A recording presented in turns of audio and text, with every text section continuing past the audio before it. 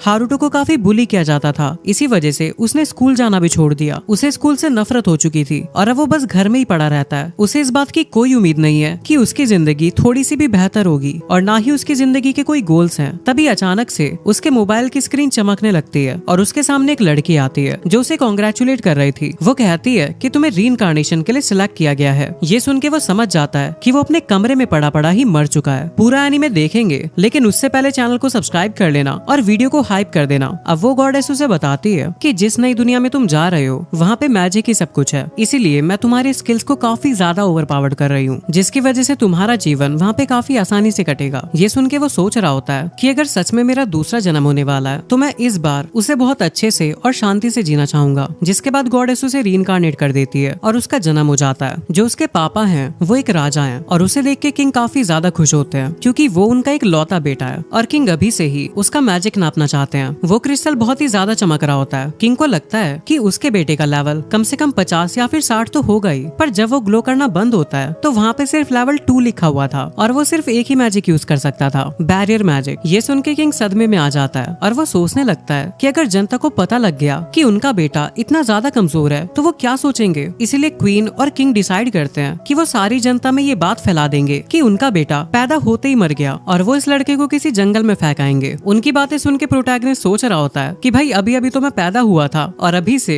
मेरी किस्मत मेरी लंका लगाने वाली है। वहीं गॉडेस काफी परेशान हो रही थी क्योंकि उसने एमसी को इतनी ज्यादा पावर दे दी कि वो उनके मीटर में आ ही नहीं रही है, क्योंकि उनकी दुनिया में पावर को सिर्फ 2 डिजिट में नापा जाता है और इसी वजह से वो लोग उसकी पावर को गलत नाप रहे हैं और ऊपर से गॉडेस उसे एलिमेंट देना भी भूल गई है। फिर हमें पता चलता है कि गॉडेस ने हारुतो को 1002 लेवल दिए, फिर उसे जंगल में फेंक दिया जाता है और वो बेचारा सोच रहा होता है कि आखिर मैं करूँ क्या, क्योंकि इस बॉडी में वो हिल भी नहीं पा रहा है। फिर इसे याद आता है कि असेसमेंट के दौरान बताया गया था कि उसके पास बैरियर मैजिक है, तो वो उसी का यूज करने लगता है और अपनी इमेजिनेशन से अलग अलग शेप्स बना रहा होता है। इसके बाद वो बैरियर अपने ऊपर लगा लेता है जिसकी मदद से वो हवा में उड़ने लगा था, पर तभी एक बहुत बड़ा जानवर उस पर हमला कर देता है, पर वो अपने बैरियर की वजह से आराम से बच जाता है। पर अब हारुतो को गुस्सा आ गया था और वो बहुत सारे छोटे छोटे बैरियर्स बनाता है और वुल्फ पे हमला करने लगता है, पर इतनी चीजों से भी उसका कुछ नहीं बिगड़ता। तो इस बार वो बाकी बैरियर्स को पेड़ों पे लगा देता है और उन्हीं से वुल्फ्स को मारने लगता है, लेकिन इसके बाद भी वो वुल्फ वापस से खड़ी हो जाती है। ये देख के हारुतो का दिमाग खराब हो गया था। वो एक बड़ी सी जमीन को उठाता है और उसके ऊपर मारने लगता है। तभी वुल्फ घबरा जाती है और कहती है कि रुक जाओ, मैं सरेंडर कर रही हूँ। वो हैरान था कि ये वुल्फ बोल सकती है। इसके बाद वो वुल्फ उससे माफी मांगती है और कहती है कि मुझे नहीं पता था कि तुम इतने स्ट्रॉन्ग हो, आखिर तुम हो कौन। पर क्योंकि वो बच्चा था इसी वजह से कुछ भी नहीं बोल पा रहा था। वो अपने बैरियर को गले में लगाता है जिससे वो बात करने लगता है। उसका नाम किंग ने रैन हार्ट रखा था, पर वो उसे अपना नाम हारुतो बताता है और कहता है कि मैं किंगडम में रॉयल फैमिली में पैदा हुआ था, पर मेरा लेवल कम होने की वजह से मुझे यहाँ फेंक दिया। वो वुल्फ कहती है कि तुम ये क्या कह रहे हो, जहाँ तक मैं देख सकती हूँ तुम्हारे अंदर तो किसी भी ह्यूमन से काफी ज्यादा मैजिक पावर है। एक सेकंड, कहीं तुम डीमन किंग तो नहीं हो। हारुतो सोचता है कि ये मुझे डीमन किंग कह रही है, जबकि मेरी पिछली जिंदगी झंड हो रखी थी, लेकिन ये बात वो उसे नहीं बताना चाहता था।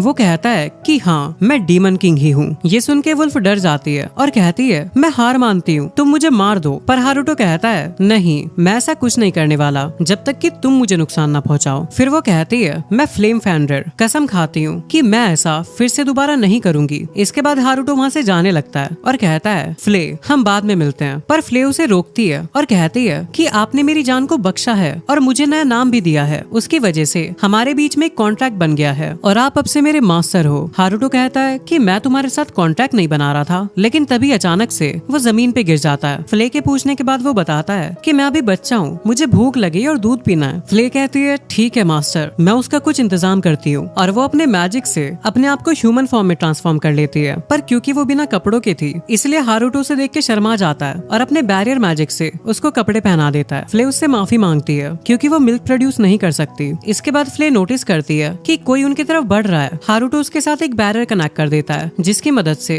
वो एक दूसरे से बातें कर पाएंगे। इसके बाद वहाँ पे एक बंदा आ जाता है और कहता है कि मैं उस बच्चे को लेने आया हूँ, जिसके लिए फ्ले मना कर देती है। वो बंदा कहता है कि तुम्हारे पास क्या हक है मुझे मना करने का। जिसके बाद फ्ले बताती है कि ये अब मेरे मास्टर हैं, यानी इनके ऊपर अब मेरा हक है। फ्ले उससे पूछती है कि आखिर तुम्हें क्यों फर्क पड़ता है कि इस बच्चे के साथ क्या होगा। वो बताता है कि एक बार उसकी वाइफ प्रेग्नेंट थी पर उसका बच्चा पैदा ही नहीं हो पाया और इस बेचारे बच्चे को सिर्फ इसलिए छोड़ दिया गया क्योंकि इसका मैजिक पावर कम है। हर एक बच्चा जो कि इस दुनिया दुनिया में आता है उसे ये हक है कि उसे एक अच्छी जिंदगी जीने का मौका दिया जाए। ये सारी बातें सुन के फ्ले रोने लगती है। इसके बाद वो बंदा कहता है कि अगर ये तुम्हारा मास्टर है तो मैं तुम्हें इसका पर्सनल अटेंडेंट बनने दूंगा। इसके बाद वो बंदा हारुतो की टोकरी को तोड़ देता है और उस पर ब्लड डाल देता है ताकि सबको लगे कि वो मर गया है, और वो उन दोनों को अपने साथ ले आता है। इसके बाद 9 साल बीत जाते हैं और अब हारुतो उसी को फादर बुलाता है। साथ में उसकी माँ और बहन भी थी। उसकी जिंदगी यहाँ पे मस्त कट रही थी, लेकिन उसको बस एक प्रॉब्लम थी कि उसकी छोटी बहन चार्लेट उसे पसंद नहीं करती थी, लेकिन वो फ्ले को बहुत ज्यादा पसंद करती थी, जो देख के हारुतो जेलस फील करता है। चार्लेट उसके साथ खेलते हुए काफी खुश दिख रही थी। वहीं हारुतो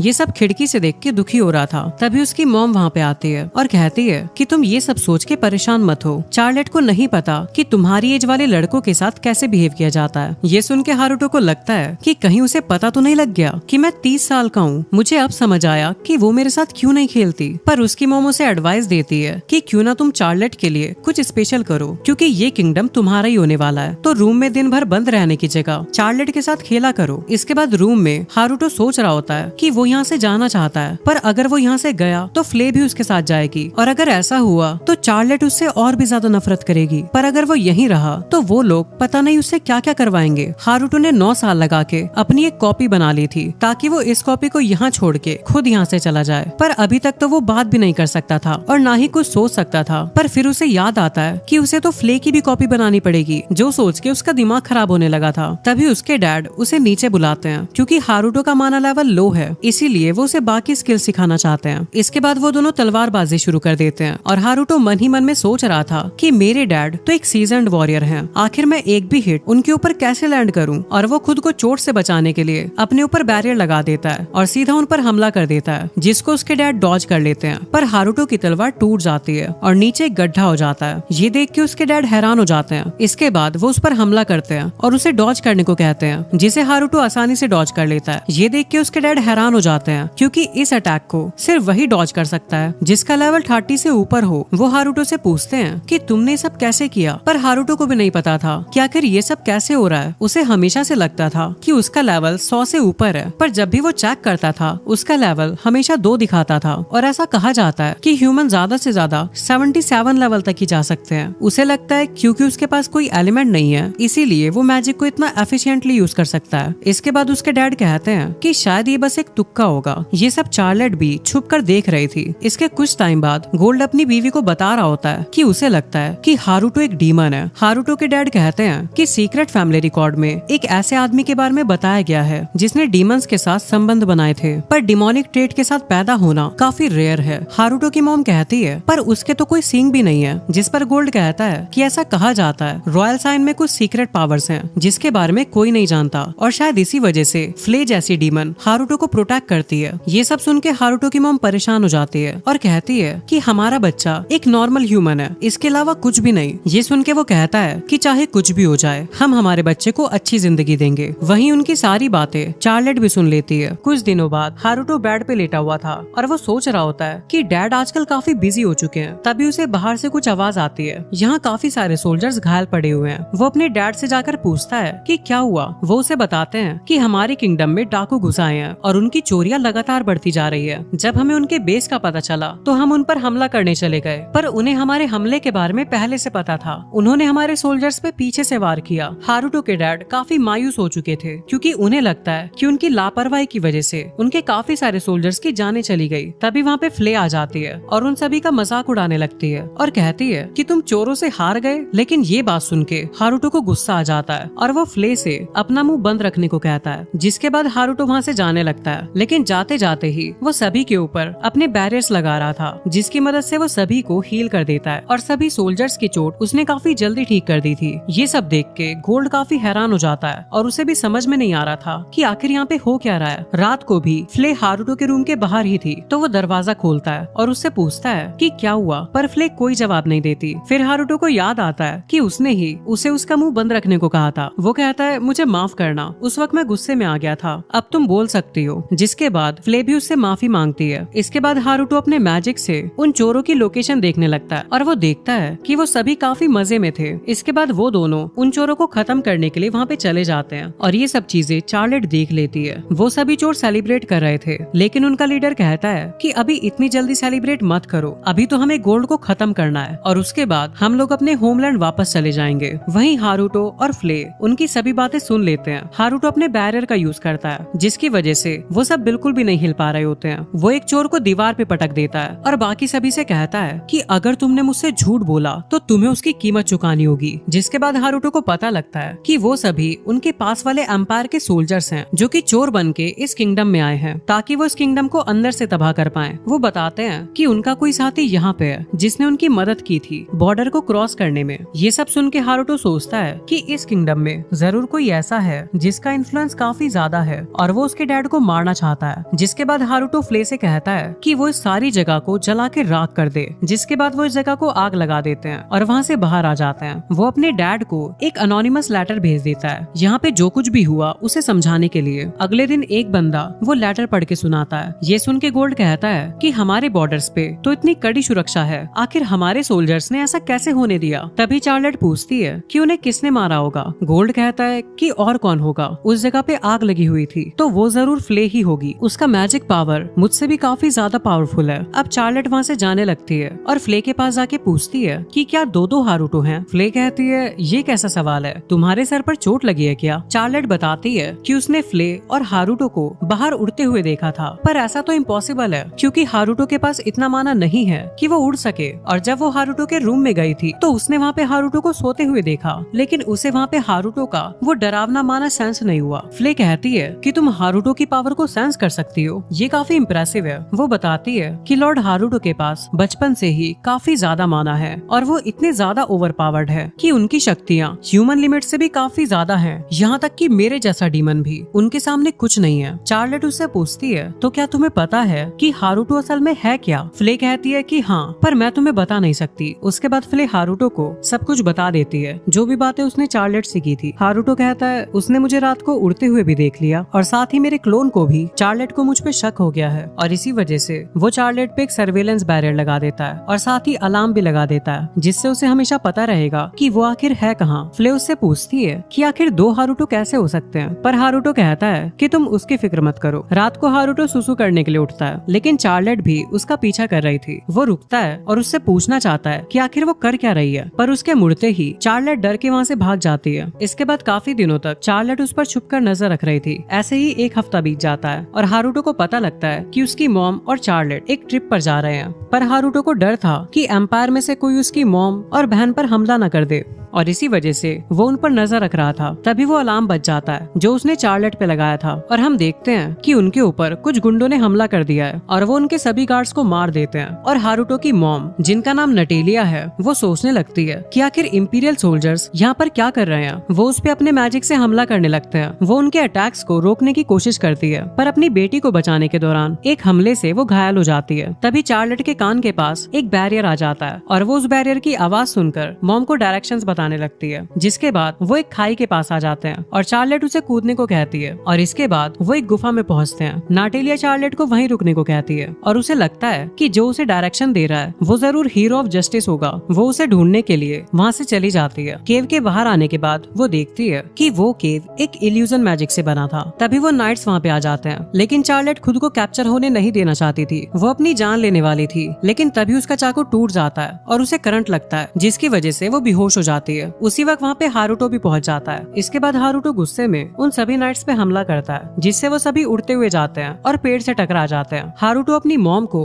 केव के अंदर लेके जाता है और चार्लेट से कहता है कि ये बेहोश हो गई हैं, पर ये बिल्कुल ठीक है। अगर तुम यहाँ पे वेट करोगी तो मदद जरूर आ जाएगी। चार्लेट को फिर से हारूटो का डरावना मैजिक फील हो रहा था। वो मुड़ के हारूटो को थैंक्स बोलती है। उसने हारूटो का नाम लिया था, इसलिए हारूटो थोड़ा शॉक था। चार्लेट उससे पूछती है क्या तुम सच में हीरो ऑफ जस्टिस हो, लेकिन हारूटो को समझ नहीं आ रहा था कि वो किस बारे में बात कर रही है। पर क्योंकि ये उसकी छोटी बहन से पहली कन्वर्सेशन थी, इसीलिए वो इसे खराब नहीं करना चाहता था। इसलिए वो कह देता है कि हाँ, वो मैं ही हूँ। चार्लेट कहती है कि मॉम ने मुझे बताया था कि हीरो ऑफ जस्टिस के पास बहुत सारी पावर्स होती है क्रिमिनल्स को पनिश करने के लिए, पर मैं भी कितनी गंदी हूँ, मैं अभी तक तुम्हें पहचान ही नहीं पाई। लेकिन हारूटो कहता है कि वो इन सब बातों को सीक्रेट रखे, जिसके लिए चार्लेट मान जाती है। इसके कुछ टाइम बाद एक आदमी आके हारूटो के डैड को बता रहा होता है कि नाटेलिया और चार्लेट बिल्कुल ठीक है हैं। फ्रे अब उन्हीं के साथ है और वो जल्दी ही किंगडम में वापस आ जाएंगे। इसके बाद हारुतो के डैड उससे पूछते हैं कि इन सब के बारे में तुम्हारा क्या ख्याल है। हारुतो कहता है कि ऐसा लगता है ये हीरो अपनी आइडेंटिटी छुपाना चाहता है, पर शायद जब भी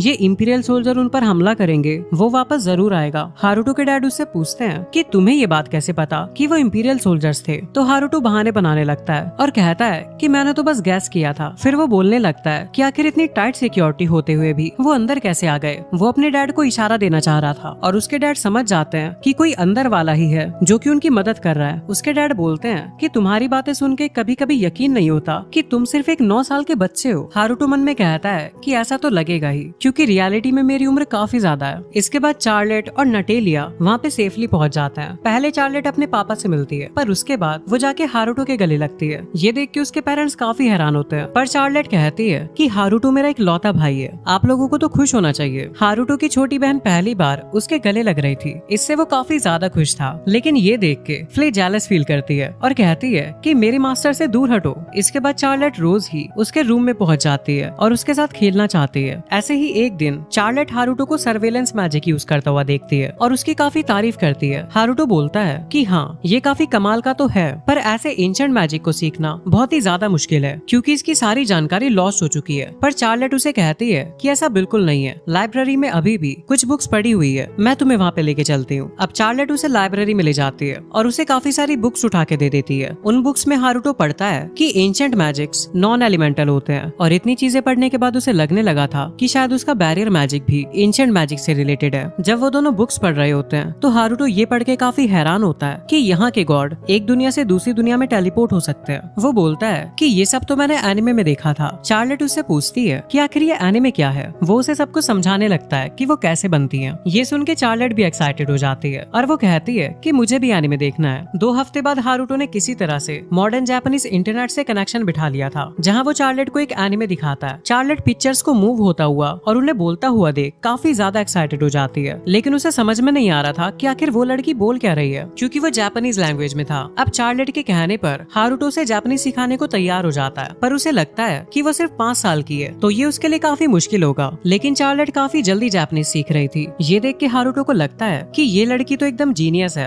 अब 2 हफ्ते के अंदर ही चार्लेट जापानीज सीख जाती है और अब वो अपना ज्यादातर टाइम एनिमे देखने में बिता रही थी। हारुतो को लगता है कि किसी बच्चे के लिए इतना ज्यादा एनिमे देखना ठीक नहीं होगा। चार्लेट को रोकने के लिए बड़े भाई होने के तौर पे उसे स्ट्रिक्ट होना होगा। जब चार्लेट अगला एपिसोड देखने जा रही होती है तो वो उसे रोक देता है और बोलता है कि तुम एक दिन में बस 3 घंटे देख सकती हो, ये बच्चों के लिए हेल्दी नहीं है। चार्लेट कहती है पर मैं तो बिल्कुल ठीक हूँ, लेकिन हारुतो मना कर देता है। इसके कुछ दिन बाद हारुतो के डैड सोल्जर्स के साथ चोरों को मारने निकल पड़ते हैं, पर चार्लेट अपने फादर के लिए परेशान है और वो हारुतो से कहती है कि वो जाके उनकी मदद करे। हारुतो मान जाता है। फिर वो उसे एनिमे के हीरो की तरह ट्रांसफॉर्म होने को कहती है और हारुतो को ये बात भी माननी पड़ती है और अब वो ट्रांसफॉर्म हो जाता है, जिसकी वजह से उसकी हाइट भी बढ़ गई थी। अब चार्लेट उसके साथ जाने की जिद करने लगती है, पर हारुतो उसे मना करता है और उससे कहता है कि तुम यहीं से देख लेना। हारुतो उन चोरों को ढूंढ के अपने बैरियर मैजिक से उन सभी को एक जगह रोक देता है। वो उन सभी को ऐसे ही छोड़ के जाने वाला था, पर फिर वो सोचता है कि चार्लेट उसे लड़ता हुआ देखना चाहती होगी, तो वो जाके उन चोरों की कुटाई कर देता है और बड़ी ही जल्दी सभी को मार गिराता है। उसी वक्त उसके डैड भी वहाँ पे पहुँच जाते हैं और वो खुद को इंट्रोड्यूस करने के बाद उसका नाम पूछते हैं। हारुतो को समझ नहीं आ रहा था कि आखिर वो क्या बोले, इसलिए वो बोल देता है कि मेरा नाम अभी पेंडिंग में है। गोल्ड उससे पूछता है कि वैसे क्या वो तुम ही हो जिसने मेरी बेटी और मेरी वाइफ को बचाया था। हारुतो कहता है हाँ शायद, पर याद नहीं आ रहा। गोल्ड कहता है तो कम से कम मुझे ये तो बता सकते हो कि आखिर तुम ये सब कर क्यों रहे हो, तुम्हारा मकसद क्या है। हारुतो कहता है कि मेरा बस एक ही मकसद है और वो है जस्टिस। इतना कह के वो वहाँ से चला जाता है। जब वो घर आता है तो उसकी हालत बहुत खराब थी, पर चार्लेट को ये सब देख के काफी मजा आया था। वो उससे पूछती है कि तुम दोबारा कब जाओगे। हारुतो मन ही मन में सोचता है कि क्या अब मुझे सब बार बार करना पड़ेगा, और चार्लेट की वजह से हारुतो बार बार पावर रेंजर बनके गुंडों से लड़ने जाता है और ब्लैक नाइट के नाम से फेमस हो जाता है। इसके कुछ दिनों बाद हारुतो ने फाइनली अपनी कॉपी को बोलने और चलने लायक बना दिया था। वो कुछ चीजें बोलने भी लगा था जो कि हारुतो ने उसके अंदर प्रोग्राम की थी, लेकिन ये सब करने के लिए उसे काफी सारी बुक्स पढ़नी पड़ी, जिसकी वजह से उसका दिमाग खराब हो गया था और अब वो बेचारा थक के सो गया था। तभी चार्लेट उठ जाती है और कहती है कि दो हारुतो,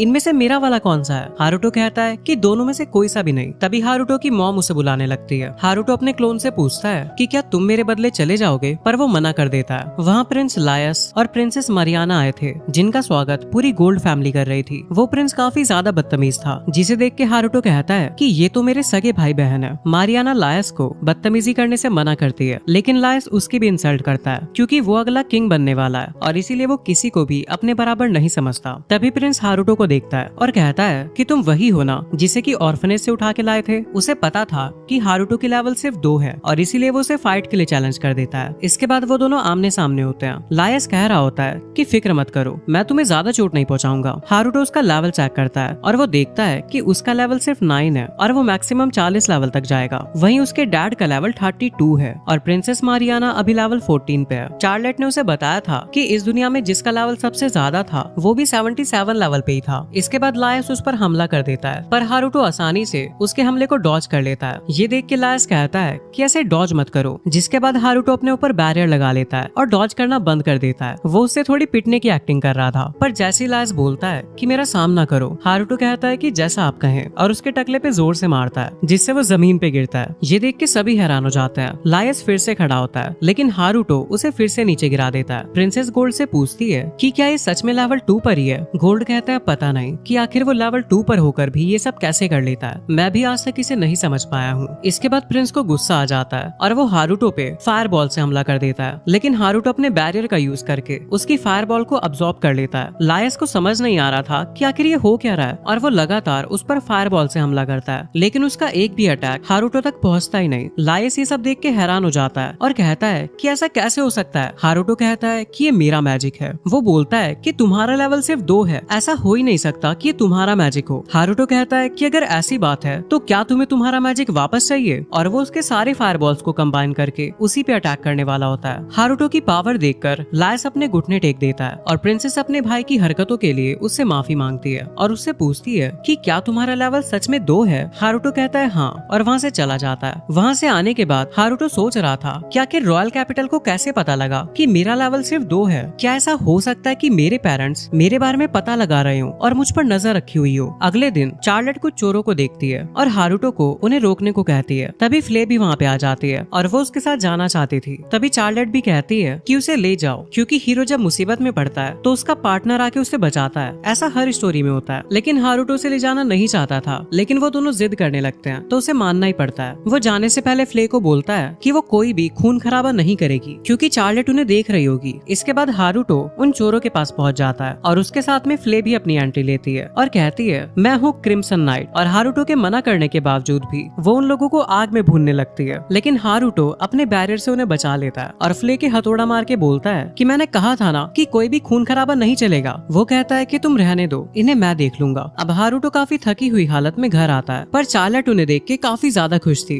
वो फ्ले को हीरो वाले पोजेस बताने लगती है। इसके बाद हम प्रिंस को देखते हैं, जो कि हारुतो से हारने के बाद काफी गुस्से में है। तभी एक बंदा वहाँ पे आता है और उसे खाने के लिए बुलाता है। वो उससे कहता है कि कल के टूर पे चार्लेट को भी इनवाइट करना है, लेकिन प्रिंस उसे साथ में नहीं ले जाना चाहता था। पर वो बंदा कहता है कि ये सारे ऑर्डर्स किंग के हैं। और अगले सीन में हम चार्लेट को देखते हैं, उसके साथ में हारुतो का क्लोन था। वो हारुतो के लिए खाना लेके आई हुई थी। तभी उसका क्लोन कहता है कि तुम्हारी हिम्मत कैसे हुई, तुमने मुझे वहाँ पे खाना खाने के लिए भेज दिया। वो मेरे लिए किसी टॉर्चर से कम नहीं था। एक तो वो बेचारा खाना नहीं खा सकता और ऊपर से उसके अंदर सारी फीलिंग्स हारुतो वाली है। वो कहता है कि मैं तंग आ गया हूँ वो सारे काम कर करके जो कि तुम नहीं करना चाहते, और वो बेड पे लेट जाता है। चार्लेट हारुतो को बताती है कि वो कल टूर पे जा रही है और प्रिंस ने उसे इनवाइट किया है। ये सुन के हारुतो डिसाइड करता है कि वो भी उसके साथ जाएगा। बाद में हारुतो कल के टूर का रास्ता देख रहा होता है, तभी उसे कुछ लोग दिखते हैं और वो कुछ रिचुअल जैसा कर रहे थे। हारुतो उनके पास पहुंच जाता है और उनसे पूछता है भाई साहब यहाँ पे चल क्या रहा है। वो लोग उसे अपना दुश्मन समझ के उस पे हमला करने लगते हैं, पर हारुतो उन सभी को बड़ी आसानी से हरा देता है। लेकिन तभी एक बंदा मैजिक सर्कल से काफी सारे स्केलेटन्स को समन कर लेता है। वो सभी हारुतो पे हमला करने लगते हैं, पर वो उन्हें भी आसानी से मार देता है। लेकिन वो बेचारे पहले से मरे हुए हैं, इसीलिए वापस से खड़े हो जाते हैं। तभी उसकी नजर उनकी चेस्ट के लाल स्टोन पे पड़ती है और हारुतो अपने मैजिक से उन्हें अपने कंट्रोल में कर लेता है, जिससे वो सारे स्केलेटन्स उन्हीं लोगों पे हमला करने लगते हैं। इससे परेशान होके वो बंदा एक गोलम को समन कर लेता है, जो कि हारुतो पे हमला करता है और हारुतो अपने डिफेंस के लिए एक बैरियर बनाता है। लेकिन उसका अटैक पावरफुल था, जिससे हारुतो दूर जाके गिरता है। हारुतो ने उसे हल्के में ले लिया था।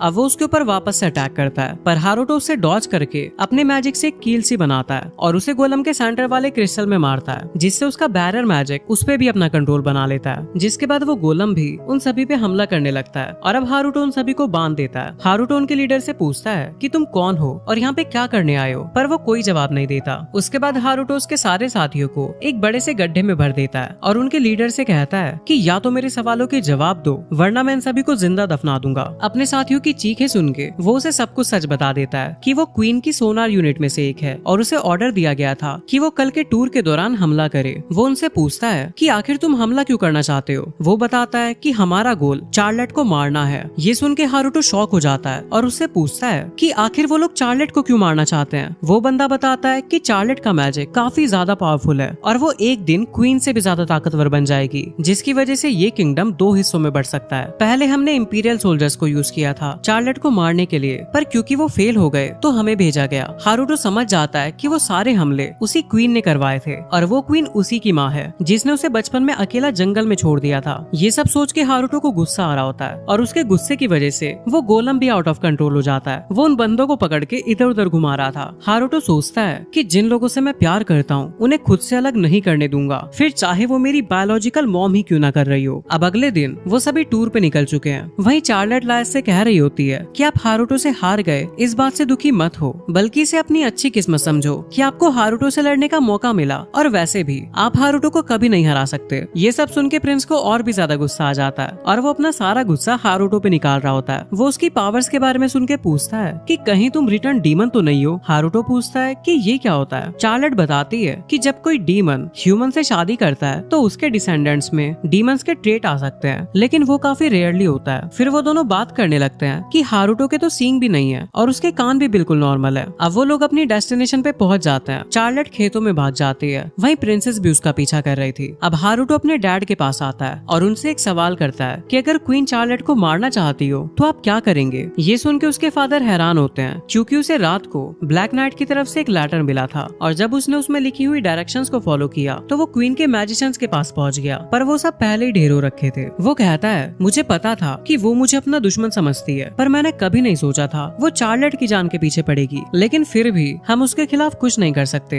हारुतो कहता है कि काश वो एक दिन गायब हो जाए, पर उसके डैड कहते हैं कि अगर ऐसा हुआ तो कैपिटल में तबाही मच जाएगी, क्योंकि किंग ने अपनी पावर और अथॉरिटी कब की खो दी थी और काफी सारे नोबल्स किंग की पोजीशन छीनने के पीछे पड़े हैं, लेकिन क्वीन के डर से वो ऐसा नहीं कर सकते। इसका मतलब ये है कि अगर क्वीन की मौत हो जाती है तो किंगडम में सिविल वॉर शुरू हो जाएगी। अब उसके डैड बताते हैं कि तुम्हारे पैदा होने से 2 साल पहले किंग के द्वारा एक आर्मी बनाई गई थी डीमन किंग को खत्म करने के लिए, जिसमें गिजेलोटे भी थी और उसने अकेले ही डीमन किंग को मार डाला था और इसी वजह से सभी लोग उसे अपना हीरो मानने लगे और उसका नाम फ्लैश प्रिंसेस पड़ गया और उसके बाद उसने किंग से शादी कर ली। लेकिन अब वो किंगडम को पूरी तरह से अपने कब्जे में करना चाहती है। उसे सिर्फ वही रोक सकता है जो कि उससे भी ज्यादा पावरफुल हो। तो हारुतो उससे पूछता है तो फिर आप किंग क्यों नहीं बन जाते। वो कहते हैं कि मुझे पॉलिटिक्स के बारे में ज्यादा नहीं पता, इसीलिए किंग बनना मुझे सूट नहीं करेगा, लेकिन हाँ एक इंसान जरूर है जो कि ये सब कर सकता है, लेकिन अभी उसकी उम्र काफी ज्यादा कम है, हमें उसके जवान होने तक वेट करना पड़ेगा।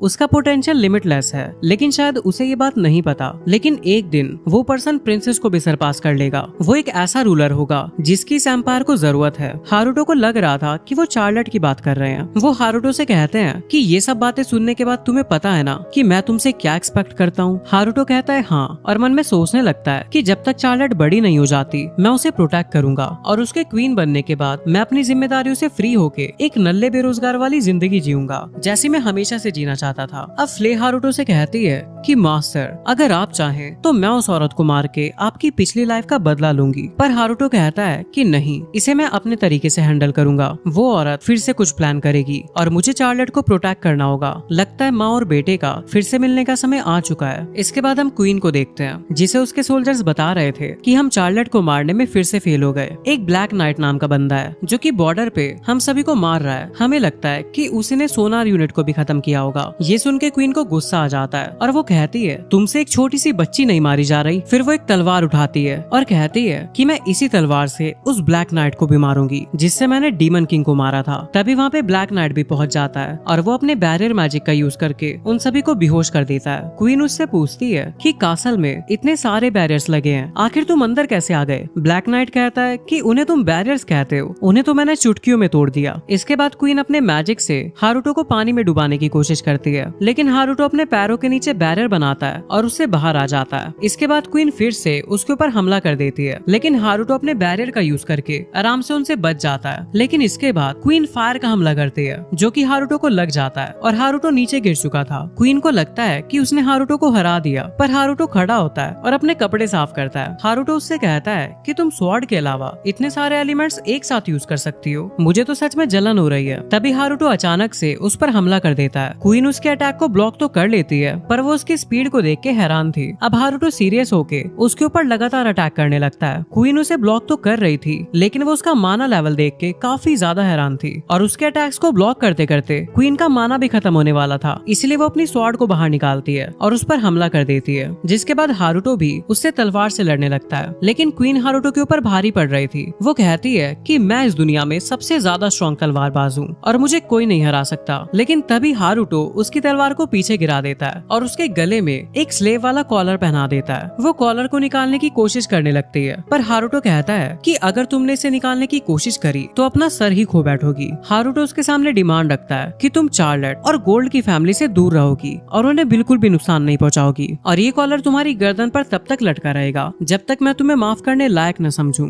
इसके बाद हमें 5 साल बाद का सीन दिखाया जाता है। हारुतो और चार्लेट थोड़े बड़े हो चुके हैं। हारुतो बताता है कि पिछले 5 सालों में क्वीन ने चार्लेट और उसके परिवार को नुकसान पहुंचाने वाली कोई हरकत नहीं करी। ये लोग यहाँ पे बर्फ से खेलने आए होते हैं। हारुतो फ्ले के कपड़े देख के पूछता है कि क्या तुम्हें ठंड नहीं लग रही, लेकिन फ्ले बताती है कि ये वो पहली आउटफिट है जो कि आपको पसंद आई थी, तो मैं इसके अलावा कुछ और कैसे पहन सकती हूँ। तभी हारुतो अपने बैरियर मैजिक से उसके लिए नए कपड़े बना देता है। वो फ्ले से कहता है कि आज के बाद से तुम्हें मुझसे जो भी मांगना हो तुम मुझसे डायरेक्ट मांग सकती हो। तभी फ्ले उससे 10 और चीजें मांगने लगती है, पर हारुतो उसी वक्त मना कर देता है। इसके बाद चार्लेट हारुतो को एक अटैक के बारे में बताती है जो कि उसने सीखा था, लेकिन वो उसे यूज नहीं कर सकती थी। इसीलिए वो हारुतो को उसे करने को कहती है और हारुतो उसे मना नहीं कर पाता और वो उसे अटैक करके दिखाता है, जिसे देख के चार्लेट काफी ज्यादा खुश हो जाती है। लेकिन उसी वक्त वहाँ पे उसके पेरेंट्स भी आ जाते हैं और वो इतना बड़ा गड्ढा देख के हैरान हो जाते हैं और पूछते हैं कि आखिर ये कैसे हुआ। चार्लेट बोलती है कि कहीं इन्हें तुम्हारी सीक्रेट आइडेंटिटी के बारे में पता न लग जाए। तो हारुतो अपने मैजिक का यूज करके वहाँ पे ब्लैक नाइट बना देता है और कहता है कि ये सब कुछ इसने किया है, ये बस यहाँ से गुजर रहा था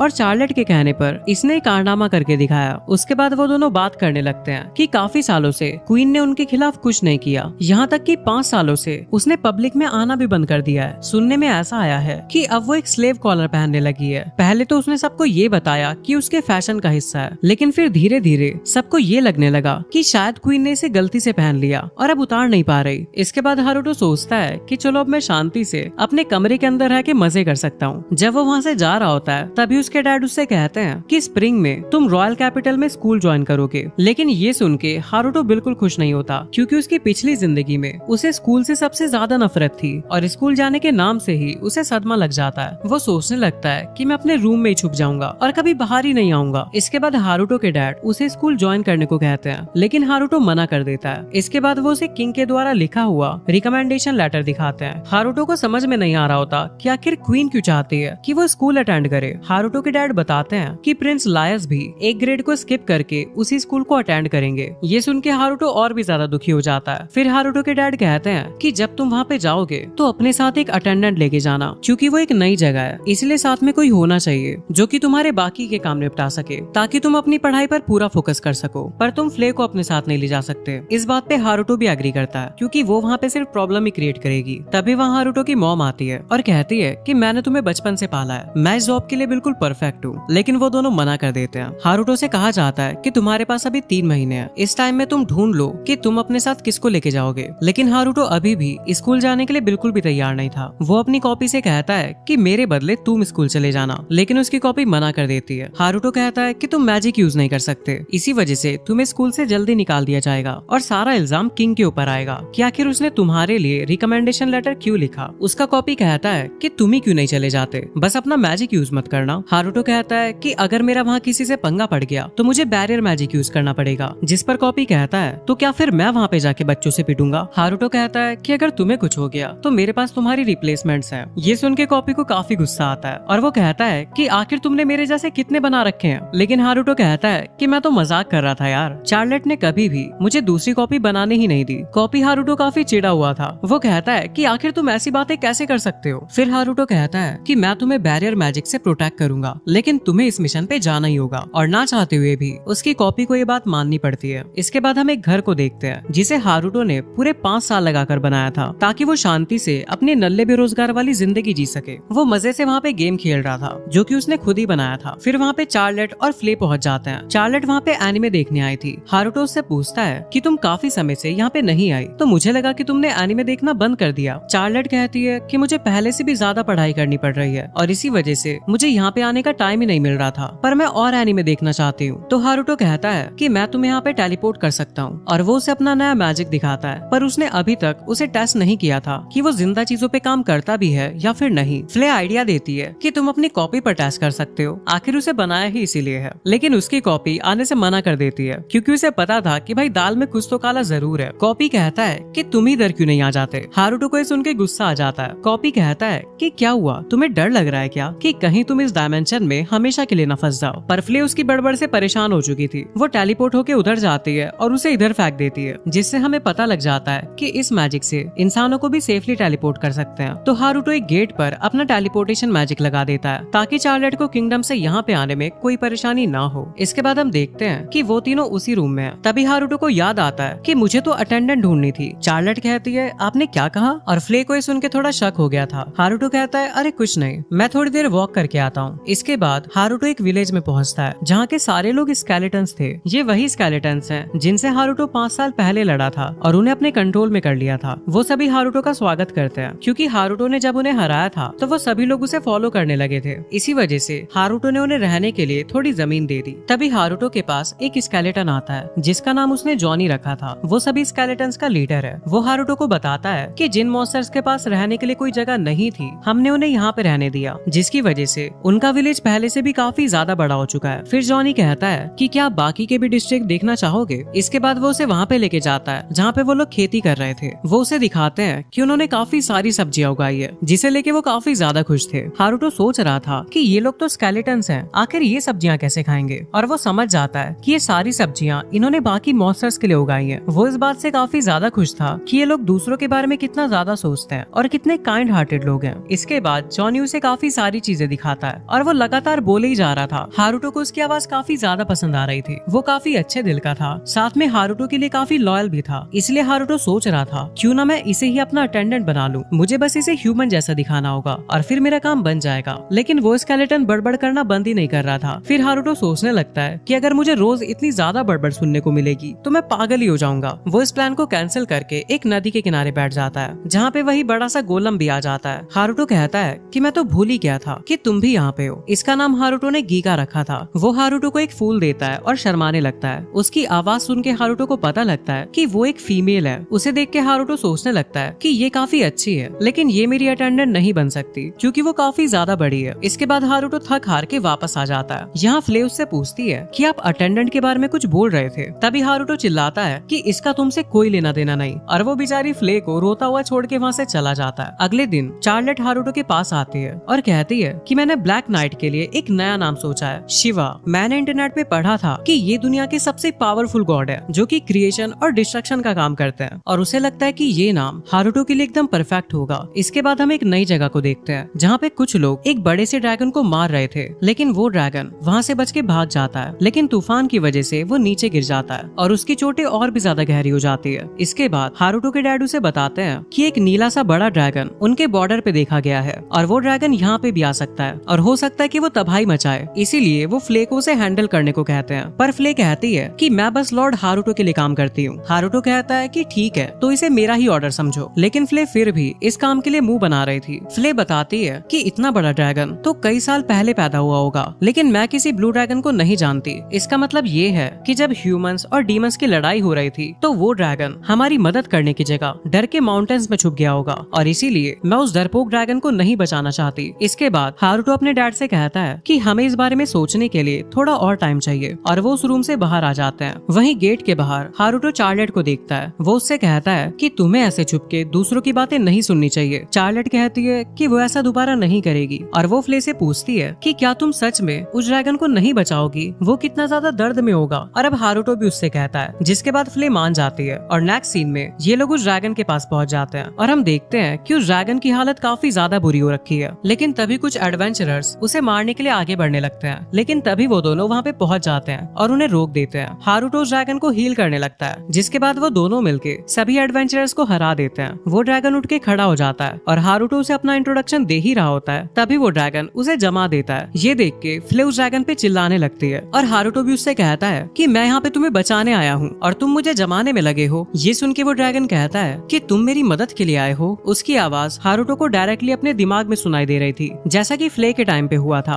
वो पूछता है कि आखिर तुम हो कौन, लेकिन वो ड्रैगन हारुतो को इग्नोर कर देती है और फ्ले से पूछती है कि तुम तो एक डीमन हो ना, तो फिर इस ह्यूमन को क्यों फॉलो कर रही हो। वो कहती है क्योंकि मेरे मास्टर बहुत ही ज्यादा ग्रेट हैं, आओ मैं तुम्हें इनके बारे में बताती हूँ। और वो उसे काफी घंटे बैठ के पूरी की पूरी कहानी सुनाती है। ये सुनने के बाद ड्रैगन कहती है कि मैं समझ चुकी हूँ, आखिर किसे पता था कि डीमन किंग दोबारा से रीइंकार्नेट होके वापस आएंगे। इसके आगे वो कहती है कि मुझे माफ कर दो कि मैंने डीमन किंग के साथ मिलके लड़ाई में साथ नहीं दिया, क्योंकि मुझे लड़ना बिल्कुल भी पसंद नहीं। वो बताती है कि वो 300 सालों से पहाड़ों में रह रही है। ये सुन के हारुतो एक्साइटेड हो जाता है, क्योंकि उसे भी अकेला रहना पसंद है। वो उससे पूछता है कि तुमने 300 साल अकेले रह के कैसे बिताए। वो ड्रैगन बताती है कि शुरुआत में तो मैं बस वहाँ पे पड़ी रहती थी, लेकिन एक दिन वहाँ पे एक एडवेंचरर आया जिससे वहाँ पे एक बुक गिर गई और मैंने उस बुक को कई बार पढ़ा, लेकिन मैं और भी बुक पढ़ना चाहती थी। इसी वजह से मैं शहर की तरफ चली गई और अपनी ह्यूमन फॉर्म में ट्रांसफॉर्म होके काफी सारी बुक्स लेके आई, जिनसे मैंने काफी सारी नॉलेज इकट्ठा करी। लेकिन एक दिन एडवेंचरर्स को मेरे बारे में पता लगा और वो मुझे मारने के लिए आए। उन्होंने मेरी सारी बुक्स जला दी, इसीलिए मुझे अपना घर छोड़ना पड़ा। ये कहानी सुन के फ्ले रोने लगती है और कहती है कि ठीक है, मैं तुम्हें अपनी ब्रदरन के रूप में एक्सेप्ट करती हूँ। इसका मतलब तुम पैंडामोनियम में एंटर कर सकती हो। हारुतो उससे पूछता है कि आखिर ये पैंडामोनियम क्या है। फ्ले कहती है कि ये आपका विलेज है, चार्लेट ने उसका नाम पैंडामोनियम रख दिया है। हारुतो उससे कहता है कि हम तुम्हें यहाँ पे रहने के लिए घर देंगे, तो क्या तुम हमारे साथ चलोगी। वो कहती है कि मैं एक ब्लेज ड्रैगन हूँ और मैं अभी से आपको अपने मास्टर के रूप में एक्सेप्ट करती हूँ। अब उसे बदलते हुए देख हारुतो समझ जाता है कि वो ह्यूमन में ट्रांसफॉर्म होने जा रही है और वो जल्दी से उसे कपड़े पहना देता है। इसके बाद हारुतो खुद को इंट्रोड्यूस करता है, लेकिन उस ड्रैगन का कोई भी नाम नहीं होता, इसीलिए हारुतो उसका नाम लीजा रख देता है, जो कि लीजा को बहुत पसंद आता है। लीजा को हारुतो के पास देख के फ्ले को जलन होने लगती है और वो फ्ले को समझाती है कि मैं मास्टर हारुतो की जिंदगी में पहले आई थी। इसका मतलब ये है कि उनकी पहली सर्वेंट हमेशा मैं रहूंगी और तुम दूसरे नंबर पे हो, समझी। लीजा कहती है हाँ। तभी हारुतो उसे अपने पीछे आने को कहता है और लीजा अपनी ह्यूमन फॉर्म में भी उड़ सकती थी। वो उड़ के उसके पीछे जाने लगती है। वहीं नीचे फ्ले गुस्से में काफी तेज भागने लगती है। वो कहती है कि मैं उस छिपकली से नहीं हारने वाली। अगले दिन हारुतो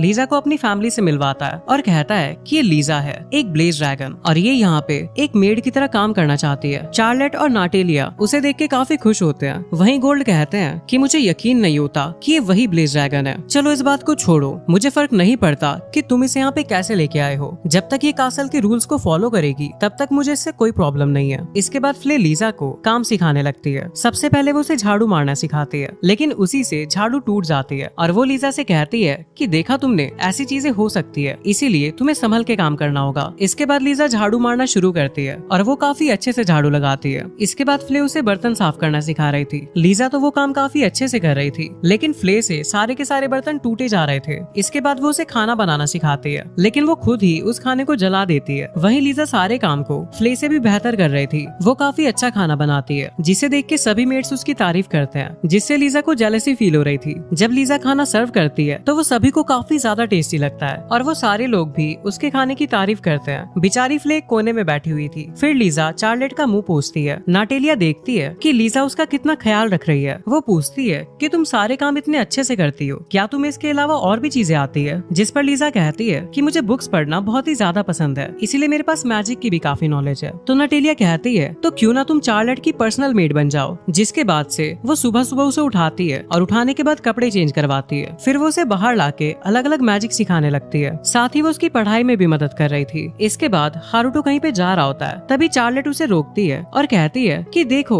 मैंने कितना बड़ा फायरबॉल बनाया है। ये देख के हारुतो भी काफी इम्प्रेस हो जाता है और वो लीजा से पूछता है कि तुम ये पानी से क्या कर रही हो। वो बताती है कि कुछ नहीं, मैं बस कपड़े धो रही थी। ये देख के हारुतो हैरान था कि वो लीजा को मैजिक सिखाते सिखाते भी काम कर रही है। हारुतो कहता है कि माफ करना, यहाँ पे तुम इतना ज्यादा काम करना पड़ रहा है। चार्लेट उससे पूछती है कि क्या मैंने तुम्हारा काम बढ़ा दिया, लेकिन लीजा बोलती है कि नहीं, मुझे तो ये सब काफी अच्छा लग रहा है। फिर चार्लेट उसे अपना दोस्त बनने को कहती है। ये सुन के लीजा हारुतो की तरफ देखती है। वो कहता है मुझे इससे कोई प्रॉब्लम नहीं। अब लीजा भी उससे कहती है कि हाँ, मैं तुम्हारी दोस्त बनना चाहती हूँ। जिसके बाद चार्लेट उसे गले लगा लेती है और उन दोनों की क्यूटनेस देख के हारुतो रोने लगता है। हारुतो सोचता है कि लीजा कितनी समझदार है और वो सारी चीजें कितनी जल्दी सीख जाती है। ये मेरी अटेंडेंट बनने के लिए बिल्कुल परफेक्ट रहेगी। और वो उससे पूछने ही वाला होता है, लेकिन तभी उसे ध्यान आता है कि वो लोग अभी अभी दोस्त बने हैं। वो अपनी बहन की दोस्त को उससे दूर नहीं करना चाहता था, लेकिन फिर उसे ध्यान आता है कि अगर मैं लीजा को कैपिटल ले भी गया तो मैं टेलीपोर्टेशन की मदद से उसे वापस घर भेज सकता हूँ और इसके बाद मैं अपने आप को स्कूल से एक्सपेल करने के मिशन पे फोकस कर सकता हूँ। फिर हम चार्लेट को देखते हैं जो कि हारुतो के रूम से एनीमे देख के जा रही थी। तभी हारुतो कहता है कि मैं तुम्हें एक चीज बताना तो भूल ही गया, अगले हफ्ते मैं रॉयल कैपिटल में स्कूल जा रहा हूँ। लेकिन एनीमे देख देख के चार्लेट को लगने लगा था कि स्कूल में जरूर कोई इविल काउंसिल होगी और वहाँ पे टेररिस्ट अटैक भी हो सकते हैं। वो लीजा से कहती है कि मेरे आज के सारे प्लान कैंसिल कर दो और सभी नाइट्स को इकट्ठा करो, ये राउंड टेबल की इमरजेंसी मीटिंग है। उसके बाद हम देखते हैं कि वो सभी लोग इकट्ठा हो रखे हैं और चार्लेट उस मीटिंग को स्टार्ट करती है। वो कहती है कि आज का टॉपिक ये है कि हारुतो अगले हफ्ते रॉयल कैपिटल में स्कूल जाने वाला है। तभी फ्ले कहती है कि हारुतो ने मुझे इस बारे में क्यों नहीं बताया, आखिर वो ह्यूमंस के स्कूल में क्या सीख लेंगे, वो तो डीमन किंग है। तभी जॉनी उसे रोकता है और याद दिलाता है कि हम लोगों ने प्रॉमिस किया था कि उनके डीमन किंग होने की बात हम चार्लेट को नहीं पता लगने देंगे। चार्लेट को अच्छे से सुनाई नहीं दिया था। वो पूछती है कि ये तुमने क्या कहा, हारुतो के बारे में ऐसी कौन सी इन्फॉर्मेशन है जो कि मुझे नहीं पता। फ्ले कहती है कि हाँ, वो एक ऐसी बात है जो कि हम डीमंस के बीच में एक सीक्रेट है। ये सुन के चार्लेट दुखी हो जाती है, लेकिन जॉनी उसे दिलासा देता है कि हारुतो आपसे सबसे ज्यादा प्यार करते हैं और वो एक दिन आपको ये बात जरूर बता देंगे। इसके बाद चार्लेट कहती है कि चलो फिर मीटिंग को कंटिन्यू करते हैं। तो सबसे पहला क्वेश्चन ये है कि आखिर हारुतो स्कूल जाना ही क्यों चाहता है। वो बताती है कि एक दिन वो स्कूल से रिलेटेड एनीमे देख रही थी और जब उसने हारुतो से पूछा कि स्कूल कैसा होता है तो हारुतो ने उसे ये बताया कि स्कूल काफी ज्यादा खतरनाक और डरावनी जगह होती है, क्योंकि हारुतो स्कूल से बहुत नफरत करता था। वो बताती है कि एनीमे के हिसाब से स्कूल में एक हिडन काउंसिल होगा जो कि अच्छे स्टूडेंट्स को परेशान करेंगे और उन्हें बुरे रास्ते में लेके जाएंगे और इस सब के पीछे एक खुफिया ग्रुप होगा जिसका मिशन किंगडम को तबाह करना होगा और शायद इसीलिए हारुतो स्कूल में जाके उन्हें खत्म करना चाहता है। ये सारी बातें सुन के फ्ले और जॉनी हैरान हो जाते हैं। चार्लेट आगे बताती है कि हारुतो जरूर कैपिटल में एनीवेयर डोर इंस्टॉल करेगा और मैं, फ्ले और लीजा कैपिटल जाएंगे इंफॉर्मेशन इकट्ठा करने के लिए। और वो गीगा और जॉनी को तैयारियां करने को कहती है ताकि वो अपने विलेज पैंडामोनियम को और भी ज्यादा आगे बढ़ा पाए। लेकिन लीजा ये सारी बातें हारुतो को बता देती है। हारुतो उसे थैंक्स बोलता है और लीजा ब्लश करने लगती है। वो पूछती है कि क्या आप सीक्रेट ऑर्गेनाइजेशन से लड़ने वाले हो। हारुतो मन में सोचता है कि मुझे इससे कुछ तो बोलना ही पड़ेगा। वो कहता है कि हाँ,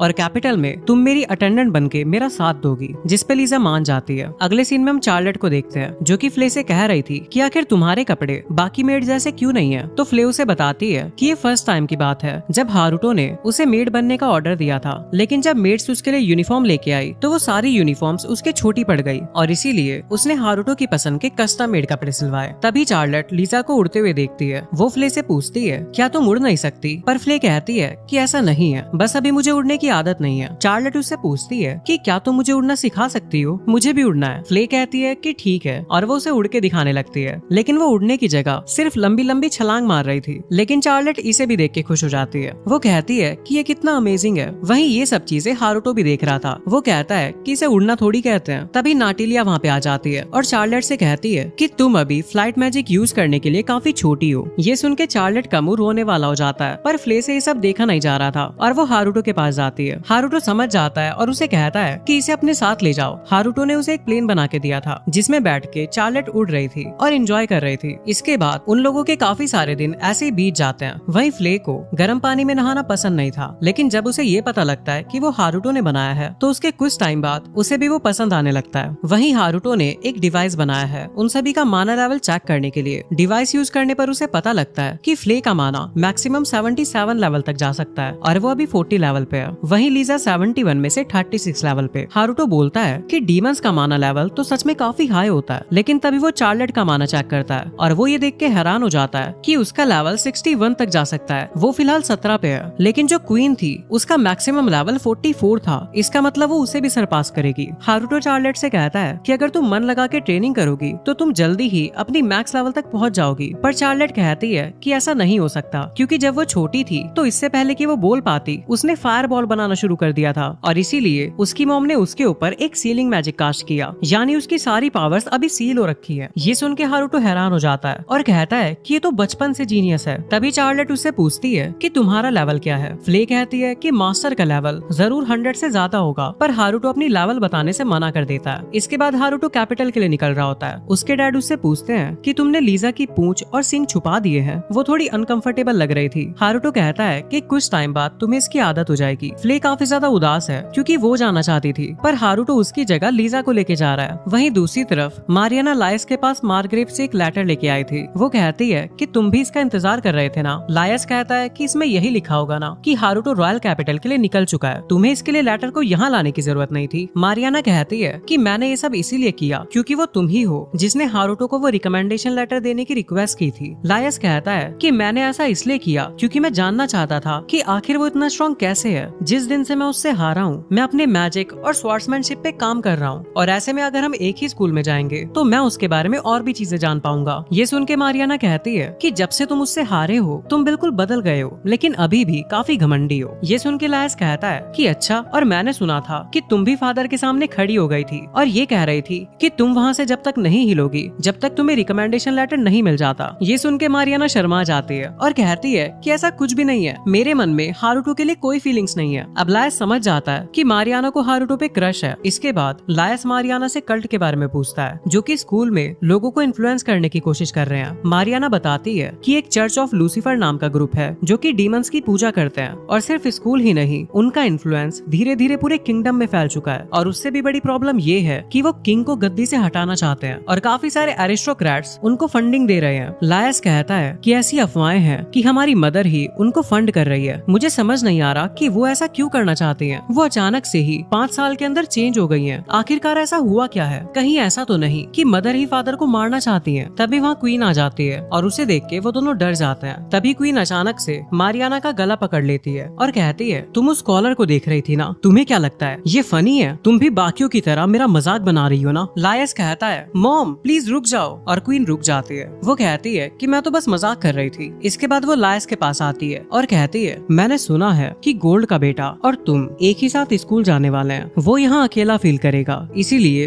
उसके साथ दोस्ती बनाए रखना और उससे ब्लैक नाइट के बारे में पता करना और वो सब आके मुझे बताना। इसके बाद हम हारुतो को देखते हैं जो अभी अपने सीक्रेट होम में है। चार्लेट उससे पूछती है कि क्या अभी तुम्हें कैपिटल के लिए नहीं निकलना? हारुतो बताता है कि जैसे मैं कासल से निकला उसके थोड़े ही देर बाद मैं अपना कार्ड वगैरह सब कुछ लेके यहाँ पे आ गया, क्योंकि मैंने कुछ दिन पहले ही रॉयल कैपिटल के पास एक टेलीपोर्टेशन डोर बना दिया था। मतलब जितना टाइम कार्ड से जाने में लगता है, जैसे वो पूरा हो जाएगा हारुतो वहाँ के लिए निकल पड़ेगा, और आज वही दिन है। इसके बाद हारुतो और लीजा वहाँ से चले जाते हैं। हारुतो ने उस डोर को कैपिटल से थोड़ी दूरी पर एक जंगल में छुपाया था, लेकिन कैपिटल अभी भी काफी दूर थी। तभी लीजा उसे एक बायसन को दिखाती है जो कि एक घोड़ा गाड़ी के पीछे भाग रहा था। हारुतो ने बचाने के लिए जाने लगता है और उनकी गाड़ी का एक पहिया टूट जाता है। वो लोग गिरने लगते हैं, लेकिन हारुतो ने बचा लेता है। तभी एक लड़की सामने आती है और कहती है कि इसे मैं रोकती हूँ, तुम लोग यहाँ से चले जाओ। ये देख के हारुतो को लगता है कि शायद ये स्ट्रॉन्ग होगी और शायद मेरी यहाँ पे जरूरत ही ना पड़े, लेकिन वो बायसन उसे उठा के पटक देता है और उस पर फिर से हमला करने जाता है। लेकिन तभी हारुतो आके उसे बचा लेता है और उस लड़की को हील भी कर देता है। तभी वो छोटा सा बच्चा वहाँ पे आ जाता है और हारुतो को देख के कहता है, थैंक यू मिस्टर, आपने इस मॉन्स्टर को हरा दिया। हारुतो कहता है कि कोई बात नहीं, ये तो मेरा फर्ज था, मैं हूँ शिवा, हीरो ऑफ जस्टिस। इसके बाद वो उनकी गाड़ी को भी ठीक कर देता है। वो लड़की हैरान थी कि ये सब कुछ कर सकता है और अब उससे माफी मांगने लगती है, क्योंकि उसकी इतनी मदद करने के बाद भी वो उसे रिवॉर्ड के तौर पे पैसे वगैरह नहीं दे सकते। पर हारुतो कहता है कि इसकी कोई जरूरत नहीं है, मुझे जल्दी ही इस बायसन को उसके ग्रुप के पास ले जाना होगा। वो लड़की ये देख के खुश थी कि वो एक मॉन्स्टर पर भी दया दिखा रहा है। उसके बाद वो लोग उसे खाना खिलाने के बाद वापस जंगल में भेज देते हैं। लीजा हारुतो को बताती है कि वो लड़की थोड़ी अजीब थी, उसे कुछ सेंस हो रहा था। वो कहती है कि अगर मैं और पास होती तो शायद मुझे पता लग जाता, पर हारुतो सोच रहा था कि मुझे तो कैपिटल में ज्यादा समय रुकना ही नहीं है, इसीलिए मुझे फालतू किसी से लेना देना ही नहीं है। जब वो लोग स्कूल में पहुंचते हैं तो वहाँ पे काफी लंबी लाइन थी, और जब वो उस लाइन से थक हार के अंदर जाता है तो उसे पेपर वर्क करना पड़ता है, जिसके बाद उसका दिमाग और भी खराब हो गया था। अब उन्हें उनका रूम भी मिल चुका था, लेकिन हारुतो काफी ज्यादा थका हुआ था, इसीलिए वो डोर से अपने खुद के घर जाता है ताकि वो अच्छे से आराम कर सके।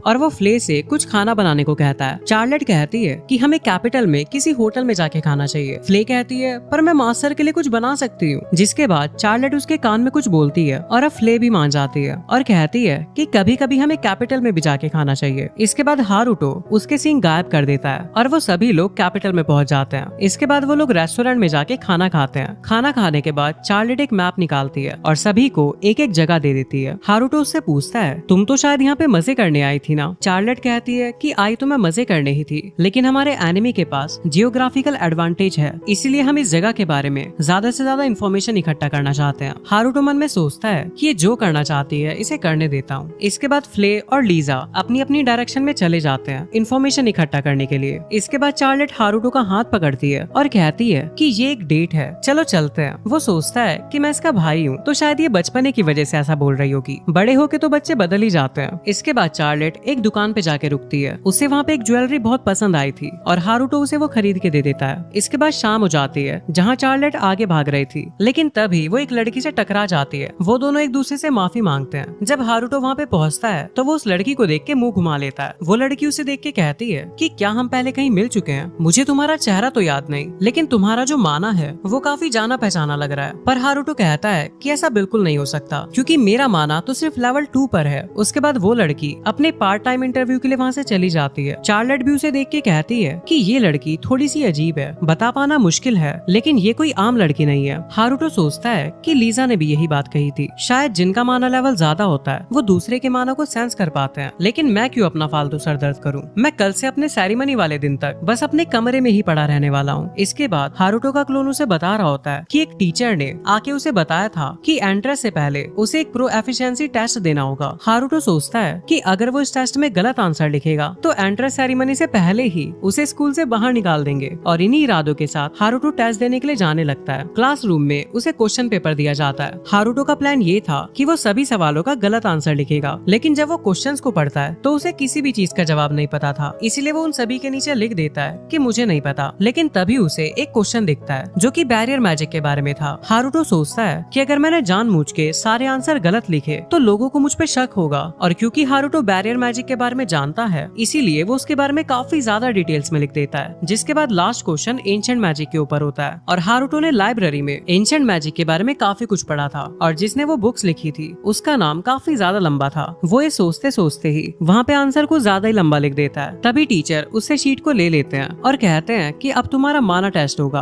और वो टीचर उसे एक रूम में लेके जाते हैं। तभी वहाँ से आवाज आती है, अच्छा काम किया पॉल। हारुतो देखता है कि ये आवाज कहाँ से आ रही है। तभी एक लड़की कहती है कि नीचे देखो, तुम जरूर हारुतो होंगे, और वो अपना नाम टेरेसा बताती है जो कि स्कूल में एंशिएंट मैजिक की रिसर्च करती है। वो कहती है कि तुम ये सोच रहे होंगे ना कि ये छोटी सी लड़की आखिर एक प्रोफेसर कैसे बन गई, और हारुतो सच में अपने मन में यही सोच रहा था। वो कहती है कि तुम्हारी हिम्मत कैसे हुई ये सोचने की, भले ही तुम्हें किंग का रिकमेंडेशन लेटर मिला हो, लेकिन अगर तुम मुझे पसंद नहीं आए तो मैं तुम्हें घर वापस भेज सकती हूँ। ये सुन के हारुतो खुश हो जाता है। क्या सच में? ये सुन के वो लड़की डर जाती है और कहती है कि तुम इतना खुश क्यों हो रहे हो। अब हारुतो की शीट पढ़ने के बाद वो लड़की थोड़ी हैरान हो जाती है। हारुतो सोच रहा था कि मैंने तो आधे अधूरे आंसर लिखे हैं, ये जरूर मुझे फेल करेगी। अब इसके बाद वो हारुतो के माना लेवल को मेजर करने जाते हैं, पर जब वो उसके माना को मेजर कर रहे थे तो वो क्रिस्टल काफी ज्यादा तेज ग्लो कर रहा था, जिसके बाद वो टूट जाता है। ये देख के हारुतो को लग रहा था कि मैंने इसे तोड़ दिया, शायद अब टीचर गुस्सा हो जाएगी और मुझे एकेडमी से निकाल देगी, लेकिन उसका उल्टा हो जाता है। वो काफी ज्यादा खुश हो जाती है और कहती है कि तुम तो काफी ज्यादा कमाल के निकले। वो अपने अटेंडेंट से कहती है कि क्या तुमने देखा, उसने क्रिस्टल को तोड़ दिया। इसका मतलब ये है कि इसके पास इतना ज्यादा मैजिक है कि क्रिस्टल उसे हैंडल नहीं कर पाया। पॉल कहता है कि मैंने तो ये सुना था कि इसका मैक्सिमम माना लेवल सिर्फ 2 है। प्रोफेसर कहती है कि मुझे इस बात पे बिल्कुल भी विश्वास नहीं, और वैसे भी हमें इस क्रिस्टल बॉल के लॉजिक के बारे में पूरी तरह से नहीं पता, और एक मैजिक रिसर्चर होने के तौर पे हमें पहले इस क्रिस्टल के बारे में पूरी तरह से पता करना होगा, इससे पहले कि हम हारुतो के मैजिक के बारे में बात करें। और इतना ही नहीं, इसके आंसर्स भी काफी कमाल के हैं। क्वेश्चन पेपर में इतने एडवांस क्वेश्चंस थे, लेकिन उसमें हिम्मत थी कि उसने लिख दिया कि उसे नहीं पता। और इसे बैरियर मैजिक और एंशिएंट मैजिक के ऊपर जो आंसर लिखे हैं वो सच में काफी ज्यादा अच्छे हैं। उसका एंशिएंट मैजिक वाला आंसर देख के तो मुझे ऐसा लगता है कि जैसे वो मैंने ही लिखा हो। ये सुन के हारुतो कहता है कि क्या,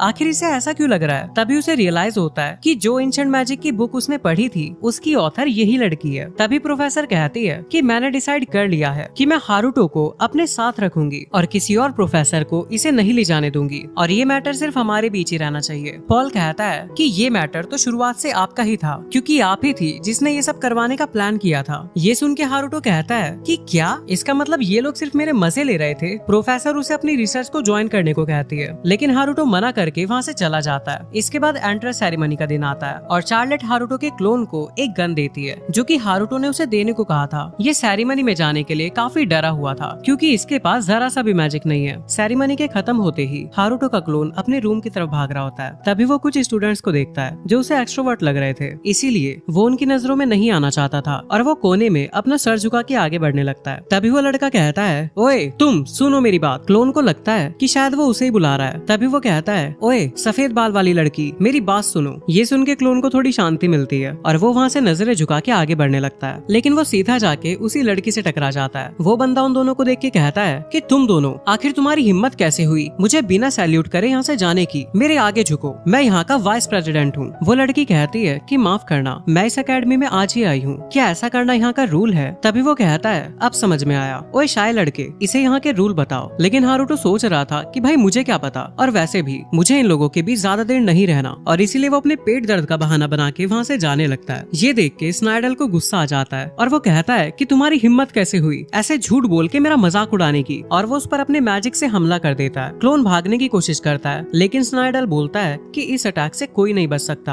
वो हारुतो के लग जाता है और वो नीचे गिर चुका था। ये देख के स्नाइडर कहता है कि अब तुम्हें समझ आएगा कि मेरी इज्जत कैसे करी जाती है। लेकिन तभी हारुतो उठ जाता है और कहता है कि मैं तो फालतू में डर गया था, ये डिफेंसिव बैरियर तो सच में काम कर गया। ये देख के स्नाइडर हैरान हो जाता है और कहता है कि मेरे अटैक से तुम्हें जरा से भी खरोच नहीं आई। क्लोन सोचता है कि मुझे थोड़ी चोट लगने का बहाना तो करना ही पड़ेगा, और वो ड्रामे करने लगता है कि मैं काफी ज्यादा दर्द में हूँ। ये देख के स्नाइडर बोलता है कि ऐसा कैसे हो सकता है, आखिर तुम मेरे अटैक के बाद भी खड़े कैसे हो? फिर वो लड़की हारुतो के पास आती है और कहती है कि तुम्हें इस सब में घसीटने के लिए माफ करना, ये सब मेरी वजह से शुरू हुआ। तभी स्नाइडर को गुस्सा आ जाता है और वो कहता है कि तुम लोग दोबारा मेरा मजाक नहीं उड़ाओगे। वो काफी खतरनाक स्पेल कास्ट कर रहा था। ये देख के एक लड़की बोलती है, मिस्टर स्नाइडर ये आप क्या कर रहे हैं, इससे आप उन दोनों को मार डालोगे। क्लोन समझ जाता है कि उसका अटैक काफी ज्यादा पावरफुल होने वाला है और वो उस लड़की को वहाँ से भागने को कहता है। क्लोन अपनी गन निकालता है और उस पर अटैक करता है। वो अटैक काफी ज्यादा पावरफुल था और उसके बाद वो वहाँ से भाग लेता है। और ये सारी बातें वो हारुतो को बता रहा था। वो ये भी बताता है कि कैसे एक प्रोफेसर आके उसके पीछे ही पड़ गई थी। हारुतो कहता है कि तुम्हारे साथ तो सच में काफी बुरा हुआ यार, तुम्हें जाके थोड़ा रेस्ट कर लेना चाहिए। अगले सीन में हम देखते हैं कि स्नाइडर की एक साथी आकर हारुतो को एक लेटर देती है जो कि बैटल इनविटेशन था, लेकिन हारुतो उसे मना कर देता है। वो लड़की कहती है कि तुम इसे मना नहीं कर सकते, अगर तुमने ऐसा किया तो तुम्हारे फादर की इज्जत मिट्टी में मिल जाएगी, और अगर तुम जानबूझ के हारे तो उससे भी ज्यादा बुरा होगा। वहीं वो सफेद बालों वाली लड़की सब कुछ देख रही थी। हारुतो कमरे में आने के बाद सोच रहा होता है कि क्या मुसीबत है यार, अब मुझे वाइस प्रेसिडेंट से लड़ना होगा, वो सच में काफी स्ट्रॉन्ग होगा, आखिर मैं उससे कैसे हारूं। तभी वो देखता है कि वही सफेद बालों वाली लड़की उस लड़की से बात कर रही है जो लेटर लेके आई थी। जिसके बाद वो एक घोड़ा गाड़ी में बैठ के वहाँ से चले जाते हैं। वो लड़की स्नाइडर के पास जाके कह रही होती है कि तुम इस डुअल को कैंसिल कर दो, क्योंकि ये सब मेरी वजह से शुरू हुआ था, और वैसे भी तुम्हें देख के लग रहा है कि उसके अटैक ने तुम्हें काफी ज्यादा घायल कर दिया है, और इस वक्त तुम लड़ने की कंडीशन में बिल्कुल नहीं हो। ये सुन के स्नाइडर को गुस्सा आ जाता है और वो अपनी हीलर के ऊपर वाइन फेंकता है और कहता है, क्या तुम इसे जल्दी हील नहीं कर सकती? ये सब देख के हारुतो सोच रहा होता है कि आखिर ये कैसा आदमी है यार, और ये लड़की उसके पास गई क्यों है। वहीं स्नाइडर उस लड़की की बात नहीं मान रहा होता है। वो लड़की कह रही होती है कि ये सब मेरी वजह से हुआ है, तो आखिर मैं ऐसा क्या करूं जिससे तुम इस लड़ाई को कैंसिल कर दो। वो कहता है कि मैं बताता हूँ, तुम यहाँ पे अपने सारे कपड़े उतारो और डांस करके दिखाओ। जिस पर वो लड़की पहले तो मना कर रही होती है, पर फिर उसे लगता है कि मेरे पास कोई और रास्ता नहीं है, और वो इसके लिए राजी हो जाती है। हारुतो सोच रहा होता है, क्या ये सच में ऐसा करने वाली है। वहीं वो लड़की सच में अपने कपड़े उतारने लगती है, लेकिन उसे शर्म भी आ रही थी, जिसकी वजह से वो रुक जाती है। स्नाइडर कहता है कि अगर तुमसे नहीं हो रहा तो क्या मैं अपने लड़कों को तुम्हारी मदद करने भेजूं। वो लड़की कहती है कि इसकी जरूरत नहीं है और अपने शर्ट के बटन खोलने लगती है। हारुतो सोच रहा था कि इसका दिमाग खराब है क्या, आखिर ये इस हद तक कैसे बढ़ सकती है। अब अचानक से वहाँ पे अंधेरा हो जाता है और हारुतो उसे कुछ कपड़े देता है। वो पहचान जाती है कि ये तो ब्लैक नाइट है। वो गुस्से में कहता है कि अपनी थोड़ी तो रिस्पेक्ट करो, और वो उसे घर वापस जाने को कहता है। इधर स्नाइडर को समझ नहीं आ रहा था कि आखिर यहाँ पे हो क्या रहा है। तभी हारुतो उसके पीछे आता है और कहता है कि हम अलग डायमेंशन में हैं, यहाँ तुम्हारी मदद करने के लिए कोई नहीं आएगा। वो कहता है कि तुम कौन हो और यहाँ पर क्या कर रहे हो। वो फिर अपना इंट्रोडक्शन देता है और कहता है कि तुमने काफी सारे गुनाह किए हैं और मैं यहाँ पे तुम्हें उसकी सजा देने आया हूँ। स्नाइडर उस पर हमला करने वाला होता है, लेकिन हारुतो उसकी चोट पे अपने मैजिक से कुछ लगा देता है। वो कहता है कि मैंने तुम्हारे अंदर एक ब्लॉक डाल दिया है, तुमने 3 पाप किए हैं। पहला ये कि स्कूल में मैजिक से अटैक करना अलाउड नहीं है, लेकिन फिर भी तुमने एक न्यू स्टूडेंट पे एक जानलेवा हमला किया। वो कहता है कि मैं हैफन फैमिली का नया हेड बनने वाला हूँ और साथ ही मैं वाइस प्रेसिडेंट भी हूँ। उनका सीनियर होने के तौर पे मैं बस उनको गाइड कर रहा था। हारुतो कहता है कि उसे गाइडेंस नहीं कहते, और तुम्हारा दूसरा अपराध ये है कि तुमने अपने जूनियर को पब्लिक में पनिश करने के लिए एक बैटल का इनविटेशन भेज दिया, और तीसरा तुम्हें लड़कियों से बदतमीजी नहीं करनी चाहिए और इसीलिए तुम इसी ब्लॉक के साथ कुछ टाइम तक रहोगे, और अगर तुमने इस पे मैजिक यूज करने की कोशिश करी तो ये और भी ज्यादा टाइट होके तुम्हारे जख्मों को दबाएगा,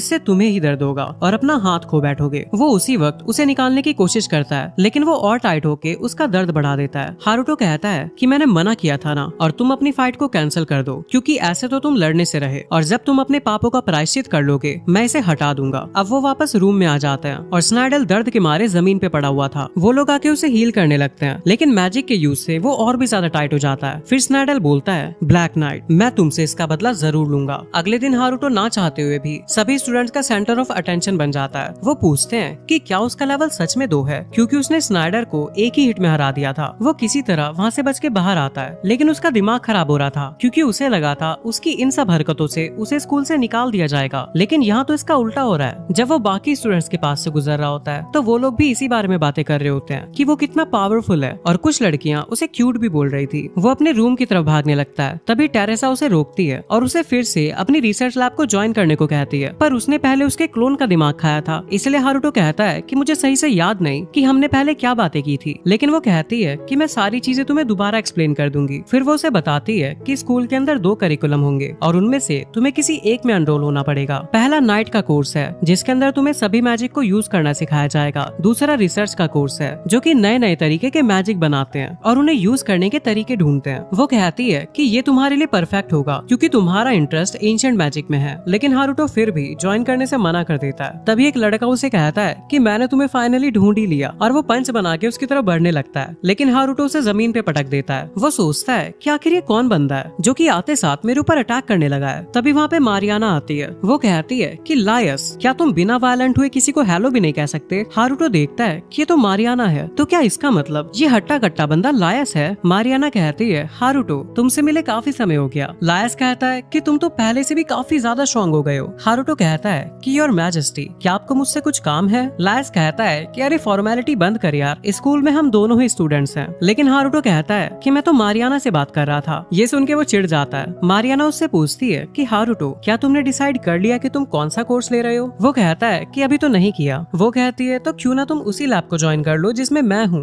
वहीं लायस कहता है कि हारुतो मेरे साथ ज्वाइन करेगा, पर टेरेटा कहती है कि हारुतो सिर्फ मेरा है। लायस कहता है कि कोई भी प्रोफेसर अपने स्टूडेंट को फोर्स नहीं कर सकती। वो कहती है तो तुम भी नहीं कर सकते, चाहे तुम रॉयल्टी ही क्यों ना हो। तभी लायस उसे पहचान लेता है और हारुतो को वार्न करता है कि वो इस औरत से दूर रहे। उसकी रिसर्च बिल्कुल यूजलेस है और उसके बाकी प्रोफेसर्स के साथ पंगे चलते रहते हैं। पर टेरेटा कहती है कि बाकी लोगों का दिमाग इतना नहीं चलता कि वो मेरी रिसर्च को समझ पाए। जिसके बाद वो सभी लोग हारुतो के पीछे लड़ने लगते हैं और पूछते हैं कि वो किसकी क्लास को ज्वाइन करेगा। लेकिन तभी वहाँ पे वो सफेद बालों वाली लड़की आ जाती है जो कि हारुतो से कुछ कहना चाहती थी, और हारुतो मौके का फायदा उठाता है और उसका हाथ पकड़ के कहता है, मेरे तो दिमाग से ही निकल गया था, आज मेरे इसके साथ कुछ प्लान्स हैं। ये देख के मारियाना जेलस फील करने लगती है और लायस से पूछती है आखिर उस लड़की का हारुतो के साथ क्या रिश्ता है। लायस कहता है, अरे मुझे कैसे पता होगा। अब वो लोग किसी तरह वहाँ से बाहर आ जाते हैं। वो उससे पूछता है कि आखिर तुम उससे क्या चाहती हो। वो लड़की कहती है कि मैं थोड़ी सी क्यूरियस हूँ, मैं तुमसे कल मिली थी, ये बताओ क्या आज भी तुम वही पर्सन हो। ये सुन के हारुतो सोचता है कि आखिर इसे कैसे पता चला। वो कहती है क्योंकि कल के हिसाब से तुम आज बिल्कुल अलग लग रहे हो। ये सुन के हारुतो थोड़ा अलर्ट हो गया था, जिसकी वजह से उसके चारों तरफ एक बैरियर बन जाता है। हारुतो सोचने लगता है कि ये मेरे और मेरी कॉपी के अंदर डिफरेंशिएट कर सकती है, इसका मतलब ये कोई आम लड़की नहीं है। वो कहती है कि ये तो बैरियर मैजिक है। हारुतो पूछता है क्या तुम इसे देख सकती हो। वो कहती है देख तो नहीं सकती, पर सेंस कर सकती हूँ। फिर हारुतो पूछता है वैसे तुम्हें मेरे बारे में क्या चीज अलग लग रही है। वो कहती है कि जब मैं तुमसे पहले मिली थी तब ऐसा लग रहा था जैसे तुम्हारे अंदर बिल्कुल भी माना नहीं है, लेकिन आज तुम्हारे अंदर इतना ज्यादा माना है कि तुम मुझे भी बड़ी आसानी से हरा दोगे। हारुतो याद करता है कि जब वो पहली बार फ्ले से मिला था तब उसने भी उसके माना को काफी ज्यादा बताया था, यानी डीमंस माना को काफी जल्दी सेंस कर लेते हैं। इसलिए वो उससे पूछता है तुम भी मुझे एक बात बताओ, क्या तुम एक डीमन हो। ये सुन के वो अपने आप को चेक करने लगती है और पूछती है कि क्या मैं तुम्हें एक डीमन की तरह दिखती हूँ, मैं एक ह्यूमन हूँ। फिर हारुतो अपना बैरियर हटा लेता है और उसके क्वेश्चन का आंसर करता है कि तुम हमें एक ही पर्सन समझो और फिलहाल के लिए मैं तुम्हें इतना ही बता सकता हूँ। फिर इरिस उसे मुसीबत में डालने के लिए माफी मांगती है और साथ ही उसका शुक्रिया अदा भी करती है और उसकी रिक्वेस्ट है कि हारुतो उसका दोस्त बन जाए। हारुतो कहता है ओके।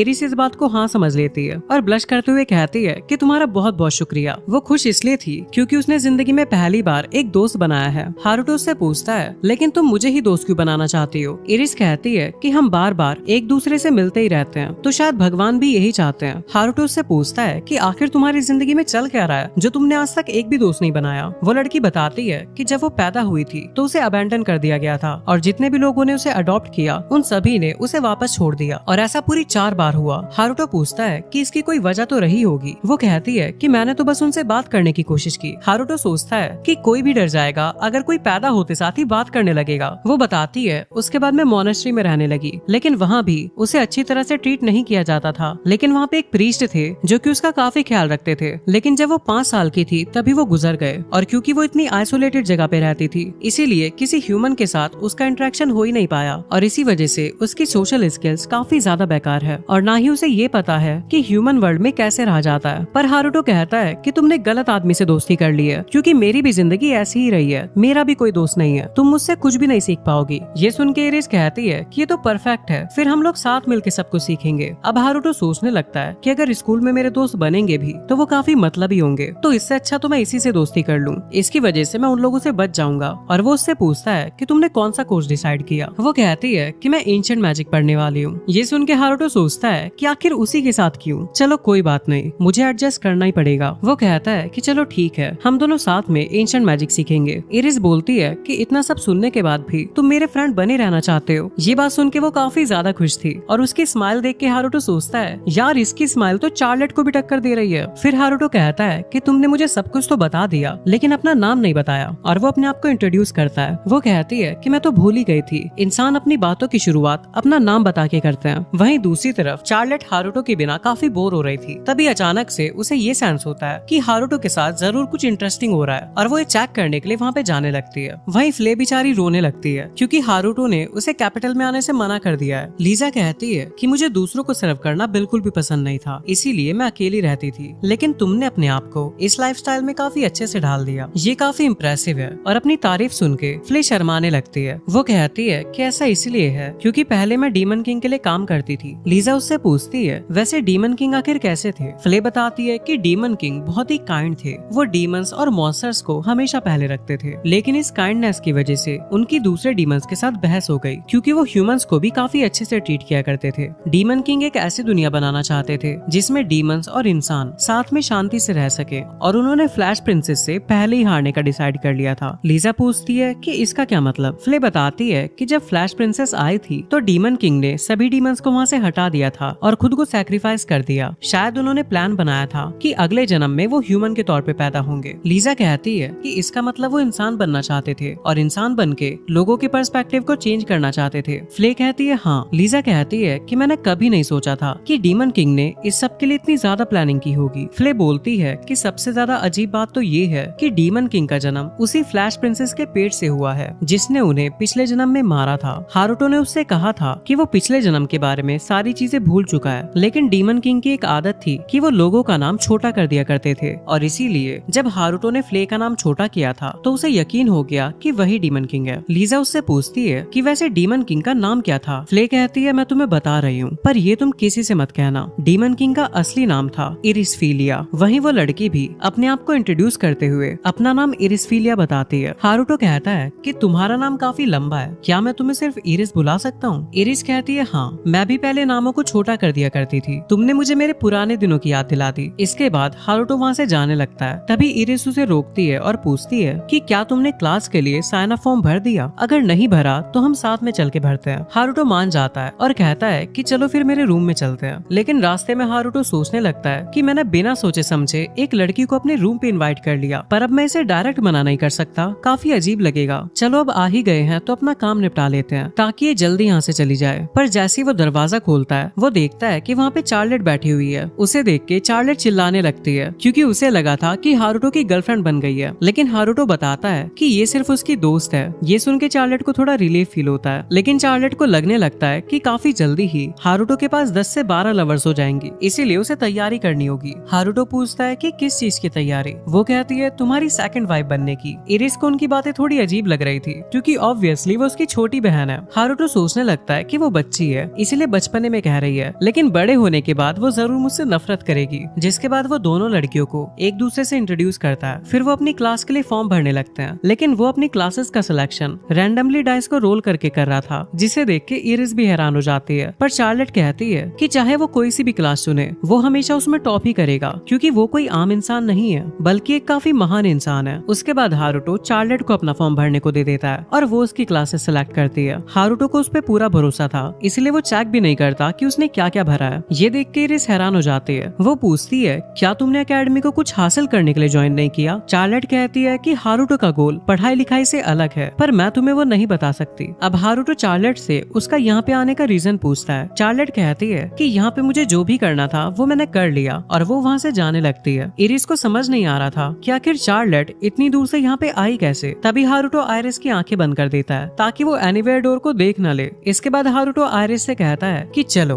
अब मेहनत करते हैं, और मन में कहता है स्कूल से बाहर निकलने के लिए। एक हफ्ते बाद हम हारुतो को उसी कैबिन में उठते हुए देखते हैं। वो डिप्रेशन में था क्योंकि अब उसकी क्लासेस शुरू होने वाली हैं। चार्लेट उसे उसका शेड्यूल देती है और उसे बताती है कि आपके परफॉर्मेंस के हिसाब से आपको सी क्लासेस में रखा गया है, और आपके एग्जाम परफॉर्मेंस के हिसाब से मुझे यकीन है कि आप जल्दी ही क्लास ए में पहुंच जाओगे। पर हारुतो का ऐसा कोई इरादा नहीं था। वो देखता है कि उसमें करिकुलम के अलावा सारी की सारी हार्ड एडवांस लेवल की क्लासेस हैं। चार्लेट कहती है कि मैंने सब इसीलिए सिलेक्ट किया क्योंकि मुझे पता था कि आप इन सब में आसानी से टॉप कर लेंगे। हारुतो सोचता है कि चलो मेरे पास अच्छा मौका है, मैंने इतनी मुश्किल क्लासेस ज्वाइन की हैं, तो टीचर्स को निराश करने में काफी आसानी होगी। हारुतो क्लास में आयरिस के साथ जाने लगता है, लेकिन उसे यकीन नहीं हो रहा था कि हारुतो जैसे पर्सन को क्लास सी में रखा गया है, जबकि वो खुद क्लास ए में जा रही है। लेकिन उसे यकीन था कि हारुतो को जल्दी ही क्लास ए में भेज दिया जाएगा। जब हारुतो क्लास के अंदर एंटर करता है तो सारे लोग उसे ही देख रहे थे। उसने स्नाइडर को हराया जो था। इसके बाद उनका टीचर उनसे टेस्ट लेने वाला होता है, और क्योंकि वो लोग क्लास सी में थे तो उनके परफॉर्मेंस के बेसिस पे उन्हें ऊपर या फिर नीचे वाली क्लास में भेज दिया जाएगा, और इसीलिए सबसे पहले वो उनका टेस्ट लेगा। हारुतो सोचता है कि सही मौका है अपने आप को मंद बुद्धि साबित करने का, पर जब वो टेस्ट देखता है तो उसे लगता है कि तो काफी ज्यादा आसान क्वेश्चंस हैं। ये सारे क्वेश्चन तो चार्लेट तब निपटा लेती थी जब वो बिल्कुल छोटी सी थी। उसे लगता है कि दाल में कुछ काला है। टीचर उसे आसान क्वेश्चंस इसलिए दे रहे हैं ताकि वो उनका मोटिव चेक कर पाए, क्योंकि अगर उसने इतने आसान क्वेश्चंस का भी आंसर नहीं दिया तो सभी को उस पर शक होने लगेगा, और इसीलिए वो एवरेज परफॉर्म करने का डिसाइड करता है ताकि उसे पूरे 60 नंबर मिले। टेस्ट खत्म होने के बाद टीचर बोलते हैं कि सभी लोगों ने काफी बुरा परफॉर्म किया है, सबका एवरेज स्कोर सिर्फ 20 है। लेकिन ये ज्यादा हैरानी की बात नहीं है क्योंकि क्लास बी का एवरेज स्कोर 50 था। पर वो इस बात से काफी ज्यादा खुश था कि उनकी क्लास में एक बंदा ऐसा भी है जो कि पूरे 60 मार्क्स लेके आया है, और वो है हारुतो। ये चीज देख के हारुतो हैरान था। वो सोचने लगता है कि मेरे क्वेश्चन आसान थे या फिर मेरी पूरी क्लास ही मंदबुद्धि है। पर फिर उसे रियलाइज होता है कि ऐसा नहीं है, ये स्टूडेंट्स बेवकूफ नहीं है, बल्कि उसकी छोटी बहन कुछ ज्यादा ही समझदार है। वो बचपन से ही जीनियस है। टीचर को लगता है कि वो काफी ज्यादा इंटेलिजेंट है, और इसीलिए उसे सीधा क्लास ए में भेज दिया जाता है। जब वो अपनी नई क्लास को ज्वाइन कर रहा होता है तो तुरंत ही आयरिस और लायस उसे उठा के अपने साथ ले जाते हैं और इस बात पे लड़ने लगते हैं कि हारुतो के साथ कौन बैठेगा। लेकिन टीचर उन्हें डांट लगा देती है। वो कहती है कि तुम तीनों सिर्फ फर्स्ट ईयर में हो और तुमने मेरी एडवांस क्लास को ज्वाइन कर लिया, और साथ ही तुम में इतनी हिम्मत है कि तुम मेरे सामने बैठ के बातें करोगे। अगर तुम मेरे एक भी सवाल का जवाब नहीं दे पाए तो मैं तुम्हें बाहर निकाल दूंगी। और हारुतो और इरिसफिलिया, मैंने सुना है कि तुमने उस चश्मिश की क्लास को भी ज्वाइन किया है, और इसीलिए तुम दोनों की खातिरदारी में अलग से करूंगी। वो टीचर अपना नाम ओरोटोरिया बताती है और सभी को एलिमेंटल थ्योरी पढ़ाना शुरू करती है। वो डेमोन्स्ट्रेट के लिए इरिस को आगे बुलाती है और हम देखते हैं कि इरिस के पास सारे के सारे एलिमेंट्स हैं। ये देख के वो इम्प्रेस होती है, लेकिन वो इस बात से डिसअपॉइंट थी कि उसका माना लेवल सिर्फ 5 पे है, और वो उसे अपनी लैब ज्वाइन करने को कहती है ताकि उसका माना लेवल जल्दी से बढ़ पाए। लेकिन इरिस मना करके पीछे आ जाती है। फिर टोरिया सबको बताती है कि सभी के पास एक मेन एलिमेंट होता है और बाकी के सभी एलिमेंट्स को सब एलिमेंट कहा जाता है। लेकिन ये स्टोन हमें इतनी ही जानकारी देता है, अगर मेन एलिमेंट पे किसी का 100% कंट्रोल है तो बाकी के सभी एलिमेंट्स पे उसका कितना % कंट्रोल होगा, इस चीज के बारे में कुछ नहीं कहा जा सकता क्योंकि अभी इसके ऊपर रिसर्च चल रही है। लेकिन हारुतो के पास एक स्टेटस स्किल है जिससे वो सभी के स्किल्स और स्टैट्स को देख सकता है। टीचर बताती है कि सब एलिमेंट की क्वांटिफिकेशन चेक करना काफी ज्यादा मुश्किल है। जैसे अगर तुम्हारा सब एलिमेंट फायर है और तुम मसल एनहांस यूज करते हो तो तुम ये पाते हो कि साथ में फायर एलिमेंट को यूज करते हुए तुम्हारे मसल एनहांसमेंट की एबिलिटी काफी ज्यादा बढ़ जाती है। और वो लायस से उसका रीजन बताने को कहती है। वो कहता है कि शायद बार बार मसल एनहांस यूज करने से तुम उसे मास्टर कर लेते हो, शायद इसीलिए। टीचर को उसका आंसर पसंद आता है, लेकिन वो पूरी तरह से सही नहीं था और साइंटिस्ट ने उसके अगेंस्ट काफी सारी आर्गुमेंट्स दे रखी है। तभी हारुतो बोलता है कि शायद ये उसकी हिडन प्रॉपर्टीज की वजह से होता होगा। ये सुन के टीचर शॉक हो जाती है और उसके पास आके पूछती है कि आखिर तुम्हें इस चीज के बारे में कैसे पता चला। वो कहता है कि मेरे माना कैलकुलेटर में कुछ और टर्म्स भी दिखाते हैं और उन्हें मैं हिडन प्रॉपर्टीज कहता हूँ, लेकिन ये बात मैंने सिर्फ चार्लेट को बताई थी। अब टीचर के पूछने पे वो एक्सप्लेन करता है। वो कहता है कि मान लो तुम्हारे फायर एलिमेंट के अंदर एक हिडन प्रॉपर्टी है,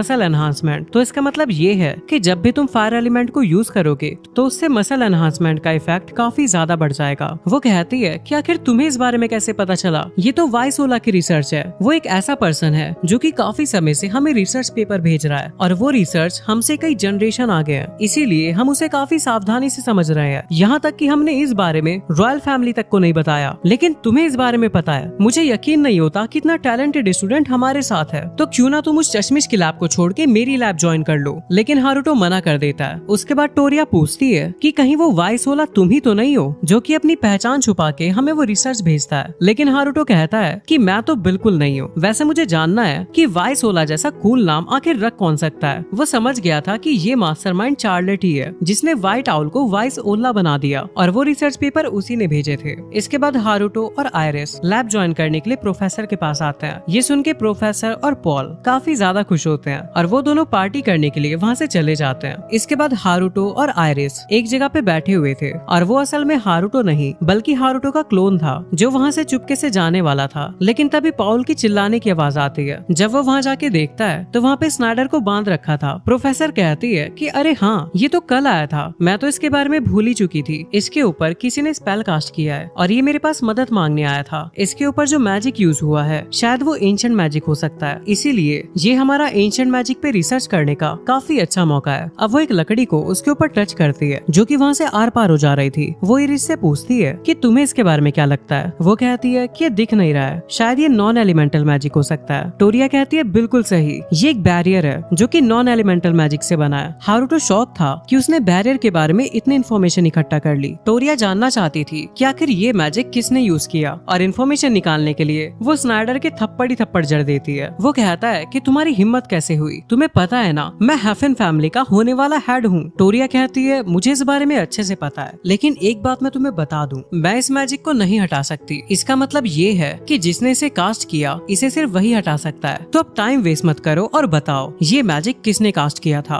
वो बताता है कि वो एक आदमी था जिसने ऊपर से लेकर नीचे तक काले कपड़े पहने हुए थे। टोरिया कहती है कि ऐसा तो सिर्फ एक ही बंदा है और हारुतो उसके बारे में जानता होगा क्योंकि वो उनके बॉर्डर के आसपास ही देखा गया था। हारुतो कहता है कि मुझे इस बारे में कुछ नहीं पता। तभी वो कहती है कि ब्लैक नाइट को कासल के आसपास भी देखा गया है और उसका यहाँ दिखना तभी शुरू हुआ जब से हारुतो यहाँ पे आया है। वो उसके ऊपर शक करने लगती है कि आखिर किंग ने सिर्फ उसी के लिए रिकमेंडेशन लेटर क्यों दिया। तुम हमसे कौन से राज छुपा रहे हो? कहीं ऐसा तो नहीं कि तुम्हें एंशिएंट मैजिक के बारे में बहुत कुछ पता है? प्लीज मुझे भी बताओ। और वो उससे काफी सारे सवाल करने लगती है। वो क्लोन हारुतो सोच रहा था कि आखिर मैं कहाँ फंस गया। तभी ओरिजिनल हारुतो वहाँ पे ब्लैक नाइट बन के आ जाता है और उसे बचा लेता है। वो कहता है कि उसका हारुतो के साथ कोई लेना देना नहीं है और वो बस कैपिटल में बुराई खत्म करने के लिए आया है। टोरिया उसे देख के काफी ज्यादा एक्साइटेड थी। वो उसके कपड़ों की तारीफ करती है और बोलती है कि इसका मतलब तुम्हें पता था कि ये अमीर लड़का एक काफी सस्पिशियस ग्रुप का मेंबर है। हारुतो सोचने लगता है कि क्या इवल सिंडिकेट सच में एग्जिस्ट करता है। ब्लैक नाइट कहता है कि हाँ, मुझे इस सब के बारे में पहले से ही पता था। वो स्नाइडर से कहता है कि अगर तुम मेरी वार्निंग्स का ध्यान रखो और उस डुएल को कैंसिल कर दो तो मैं कल तक तुम्हारे ऊपर से मैजिक हटा दूंगा। और ये बात स्नाइडर को माननी ही पड़ती है। उसके बाद ब्लैक नाइट वहाँ से जाने लगता है, लेकिन तभी टोरिया उसे अपने मैजिक में बांध लेती है। वो कहती है कि तुम्हारी जैसी स्किल वाला पर्सन भी मेरे स्पेल को अनबाइंड नहीं कर सकता। मैं तुम्हें तब तक यहाँ से नहीं जाने दूंगी जब तक तुम मेरे 271 क्वेश्चंस का जवाब नहीं दे देते। लेकिन हारुतो आसानी से उस मैजिक को तोड़ देता है और टोरिया को अपने बैरियर मैजिक से पैरालाइज कर देता है। लेकिन इससे वो और भी ज्यादा एक्साइटेड हो जाती है और उसकी तारीफ करने लगती है। पॉल टोरिया से कहता है कि एनालाइज करना बंद करो और उससे माफी मांग लो। लेकिन वो उसके मैजिक में कुछ ज्यादा इंटरेस्टेड थी। पर तभी अचानक से उसे सूसू लग जाती है और वो उससे कहती है कि प्लीज मुझे फ्री कर दो। पर हारुतो उससे प्रॉमिस करवाता है कि अब से वो उसके ऊपर इन्वेस्टिगेशन करना बंद कर देगी। और अब फाइनली टोरिया को ये बात माननी पड़ती है और जैसे ही हारुतो वहाँ से चला जाता है उनके ऊपर से मैजिक हट जाते हैं। इसके बाद रात को उन सभी की वेलकम पार्टी जारी रहती है। टोरिया इरिस को ड्रिंक देती है जिसकी वजह से उसे नशा चढ़ जाता है। वो हारुतो को भी पिलाना चाहती थी लेकिन उसका कप भरने के बाद वो खुद ही उसे पी लेती है। इसके बाद अचानक से वो उसका शुक्रिया अदा करती है क्योंकि वो उसका दोस्त बना और उसने उसके साथ में इस लैब को ज्वाइन किया। फिर वो सो जाती है। टोरिया को भी अब चढ़ चुकी थी और वो हारुतो से पूछती है कि क्या वो जानता है कि आखिर इरिस एंशिएंट मैजिक में क्यों इंटरेस्टेड है। लेकिन क्लोन कहता है कि नहीं। टोरिया कहती है कि असेसमेंट के दौरान ये पता चला था कि उसके पास सारे एलिमेंट्स हैं और ये होना काफी ज्यादा रेयर है, लेकिन उसका लेवल सिर्फ 5 है और शायद इसी वजह से वो एंशिएंट मैजिक के बारे में जानना चाहती है। उसे शायद लगा होगा कि एंशिएंट मैजिक में उसका लेवल बढ़ाने का कोई तरीका जरूर होगा क्योंकि कहा जाता है कि उस टाइम के लोगों ईगो के लेवल मैक्सिमम 100 हुआ करते थे। वहीं दूसरी तरफ स्नाइडर का दिमाग काफी ज्यादा खराब हो रखा था क्योंकि उसे डुअल को कैंसिल करने के लिए मजबूर किया गया, जिसकी वजह से उसकी स्कूल में बहुत बेइज्जती होने वाली है। और उसके फादर ने कल्ट ऑफ लूसीफर को ज्वाइन किया था ताकि वो करंट किंग को हटा के खुद किंग बन जाए, और इस हिसाब से स्नाइडर अगला किंग बन जाता। वो हारुतो को अपनी रेपुटेशन को नीचे गिराने नहीं दे सकता था, इसीलिए वो कुछ असासियंस को बुलाता है और उन्हें हारुतो और उसके दोस्तों को मारने का ऑर्डर देता है। लेकिन हम देखते हैं कि कोई उस पर नजर रख रहा है। फिर सभी असासियंस लैब की तरफ बढ़ते हैं और उन्हें पता लगता है कि सभी लोग अभी अंदर सो रहे हैं। वो टोटल 20 एलाइट असासियन लेके आए थे, तो उन्हें यकीन था कि ये मिशन सक्सेसफुल होगा। जब वो लैब की तरफ जा रहे होते हैं तो वो एक इनविजिबल बैरियर से टकरा जाते हैं और वो बिल्डिंग के चारों तरफ चेक करते हैं। उन्हें पता चलता है कि पूरी की पूरी बिल्डिंग इस बैरियर से घिरी हुई है। एक असासियन उसे चाकू से तोड़ने की कोशिश करता है, लेकिन उससे कुछ भी नहीं होता। तभी उनके सामने एक दरवाजा आ जाता है। जब एक बंदा उस दरवाजे को हल्का सा खोलता है तो हारुतो उसे अंदर खींच लेता है। उसका कैप्टन उस डोर को डिस्ट्रॉय करने का ऑर्डर दे देता है, लेकिन उनके सारे अटैक्स वो डोर अब्सॉर्ब कर ले रहा था। जिसके बाद वहाँ पे काफी सारे दरवाजे आ जाते हैं और एक एक करके वहाँ से सभी असासियंस गायब होने लगते हैं। तभी दरवाजे से हारुतो आता है और वो उस पर अटैक करते हैं। उन्हें लगा था कि उन्होंने उसे पकड़ लिया, लेकिन तभी वहाँ पे काफी सारे हारुतो आने लगते हैं और जब वो उनका चेहरा देखते हैं तो उन्हें पता लगता है कि ये उन्हीं के साथ ही हैं। तभी वहाँ पे असली हारुतो आता है और उनके अटैक करने से पहले ही उन सभी को पैरालाइज कर देता है और उन सभी को बांध के स्नाइडर के पास ले आता है। वो उससे कहता है कि तुम अभी भी नहीं सुधरे, तुमने ही इन्हें ऑर्डर्स दिए थे ना। पर स्नाइडर कहता है कि वो इन सबको नहीं जानता। तभी हारुतो से रिकॉर्डिंग शो करता है जिसमें उसने कहा था कि उन सबको मार डालो। स्नाइडर कहता है कि आखिर ये कैसा स्पेल है जिसमें तुम पास्ट को देख पा रहे हो। हारुतो उससे कहता है कि तुम्हें इसकी सजा जरूर मिलेगी। स्नाइडर को लग रहा था कि वो उसे मारने वाला है। तभी वो इंजेक्शन से अपने अंदर कुछ इंजेक्ट कर लेता है और उसके बाद वो एक मॉन्स्टर में बदल चुका था। तभी हारुतो को चार्लेट का कॉल आता है। वो कहती है कि मैंने सेंस किया कि तुम कुछ कर रहे थे। हारुतो कहता है कि वो एक मिस्टीरियस मॉन्स्टर से लड़ रहा है जिसे किसी ऑर्गेनाइजेशन ने